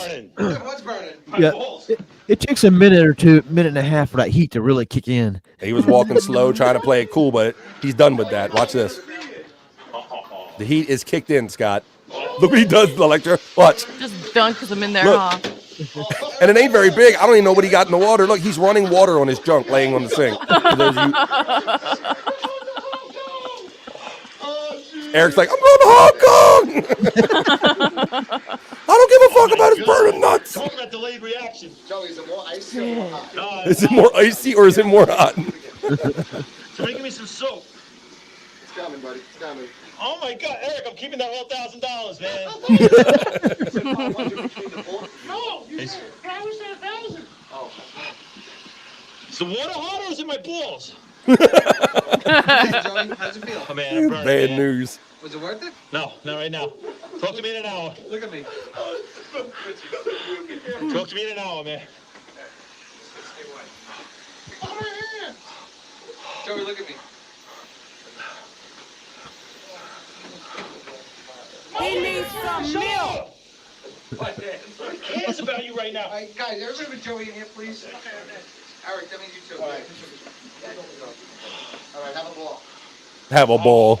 Oh. All right, come on. Wash your hands in the toilet. Oh. Wash your hands in the toilet. So there you go. So you kind of get the idea. It's just kind of more and more of that. So that came up a couple weeks ago. We ended up talking about Joey Boots and the icy hot bit, Scott. So it inspired me to go out and find some footage of it and share it. Yeah, unfortunately, I know that feeling of getting like being gay or icy hot. There, I used to play. I was sports when I was in high school. I played a lot of sports, and I was very susceptible to Charlie horses. Yeah. Okay. And then eventually you accidentally get a little bit on yourself. Oh man. Know that burn. Yeah, it's not a good thing. So yes, and so that just goes on. What's it? It's another 10 minutes of that video, and the majority of that video is just him trying to get some kind of relief on his package area. So we hope you enjoyed that fun little bit. That was BF's Internet Shyt. We got a little thing. People will do some dumb shit for money. Yeah, and especially in Howard Stern, that it just inspired that kind of behavior, Electra. And people were always going, I'll do this, and then it ends up you're putting icy hot on your junk. Well, I want to thank everybody for joining me live here for BF Live 40. I like nice round numbers. I'm at 40 shows. Please, if you haven't already, hit that subscribe. Unnecessary, because every now and then the kind of YouTube will peel some things off. Because please like, share, and subscribe my channel BF Live. And while you're out there, please like, share, and subscribe Andrew the Giant 96. And while we're doing plugs and everything, I want to thank the lovely DJ Electra Fries for coming in and saving me yet again today. I was here by myself, Scott. If you didn't see the beginning of the show, I did the first 10 minutes of the show. It was killer, and I had no sound on at all. My mic was muted, bro. I literally did like my first BF Live, not so serious news, and people were like, that's pretty good. Better if we could hear it, BF. So thank you, Electra, for coming in. And tell everybody where we can find you, Electra. Yeah, thanks for having me. And I have Catch 22. It's on Tuesdays at 6 Pacific, 9 Eastern on Hackride's channel. That's just at Hackride. And check it out. Also, Gearbox is on Sundays at 6 Pacific, 9 Eastern. And that's the Blind Mike after show. So yeah, Check it out. And Puzzle Box is on Thursdays, of course. Puzzle Box. You got all the shows. Catch 22 on Tuesdays. Hack Ride on Thursdays. Gearbox on Sundays. I have a hard time keeping it all stored up in here, but you're always producing shows. I always appreciate you. Appreciate you being here. And I'm trying to get Stormy to do another show with me, so hopefully she agrees. I think she might. You probably talk her into that quite easily. Yeah, let's see. So, yeah, I had another thought about that. But yeah, but thanks, Hack Ride. Thanks for the great piss break video, which I'm almost in need to use again. But I'll end the show this time. That was a lot of fun. Everybody liked it. So, yeah, catch out. I love watching your show on Tuesdays because you feature Wawa. And we just sitting there and I just throw like goofy lines out there and we just have a lot of fun doing that. So check out DJ Electra and Hack Ride on Tuesdays and Thursdays. And please help them out in a special way if you can, because some weird things go on with YouTube and they've lost their monetization for 90 days. So if you can use the alternate links like the PayPal and Venmo and all the other things to put up there and kind of carry them over until their monetization comes back, I know we would all appreciate that. So thank you to the lovely DJ Electra for being here. Catch 22. Scott Fitzpatrick, bro, where can we find you next? I think No Filter is going to come back this Tuesday, tomorrow. Yeah. Oh, cool. I hear that. And yeah. Probably Tuesdays, Thursdays, and Saturdays. I don't know how many days a week we're going to do this time. Yeah, that's the old school schedule. and then Sports Heads on Fridays. And, can I plug Reach Street Soap? Plug whatever you like, brother. Yeah, you got that candle, don't you? We didn't talk about that. Tell everybody. Yep. Scott's got his own candle, man. It's like weed-scented candle. Reach Street Soap. Awesome. Which, if it wasn't for this show, I might not have that. Because it was on this show whenever I mentioned if they had a weed-scented candle. And now I got a Dabble Stock Devil's Lettuce candle inspired by me. There you go. That's our boy Scott Fitzpatrick. You can go to reachstreetsoap.com and they have a Dabbleverse collection. And I believe that Hack Ride and DJ Electra also have candles featured on there, right? Mm-hmm. Yep. Hack Ride does. I don't think I do, but Hack Ride does. Okay. Maybe you and I got to get a candle on there. We seem to be the only ones that don't have a candle yet, Electra. What do you think? We should definitely get one. Maybe you could make yours smell like a Happy Meal or some fries and burgers, maybe something. I don't know. Just thinking. Ooh, good idea. In-N-Out. That would be amazing. Oh, In-N-Out. In-N-Out. Okay. That's what I'm talking about. I'm down with the In-N-Out. Always down with In-N-Out. Here we go. Okay. Very good. So, yeah, Scott, I appreciate you being here. I appreciate DJ Electra being here. Let's see if we got any of these last minute chats. Where's Shaq? I don't know where Shaq at. I don't know. Joey Bruce, he got the milk he needed. Jokerfish is giving the applause. Nimrod's giving the thumbs up. And my sister Kathy says, now we know where you get it, Scott. Not sure what that is. Look at Stormy. She's watching. She's sniping and putting links in my chat. She's always helping.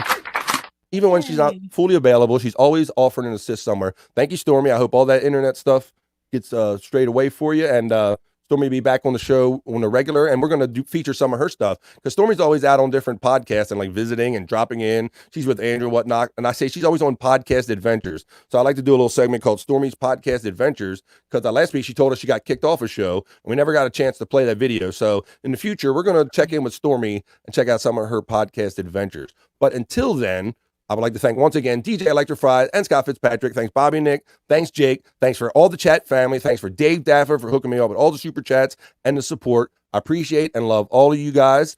Catch up with the Shuley Network. Probably doing Uncle Rico later on today. And you can catch me on the Shuley Network tonight at 9 o'clock East. We're going to do the Shawnee Zone. That's right. It's kind of a Shawnee's conspiracy kind of theory show.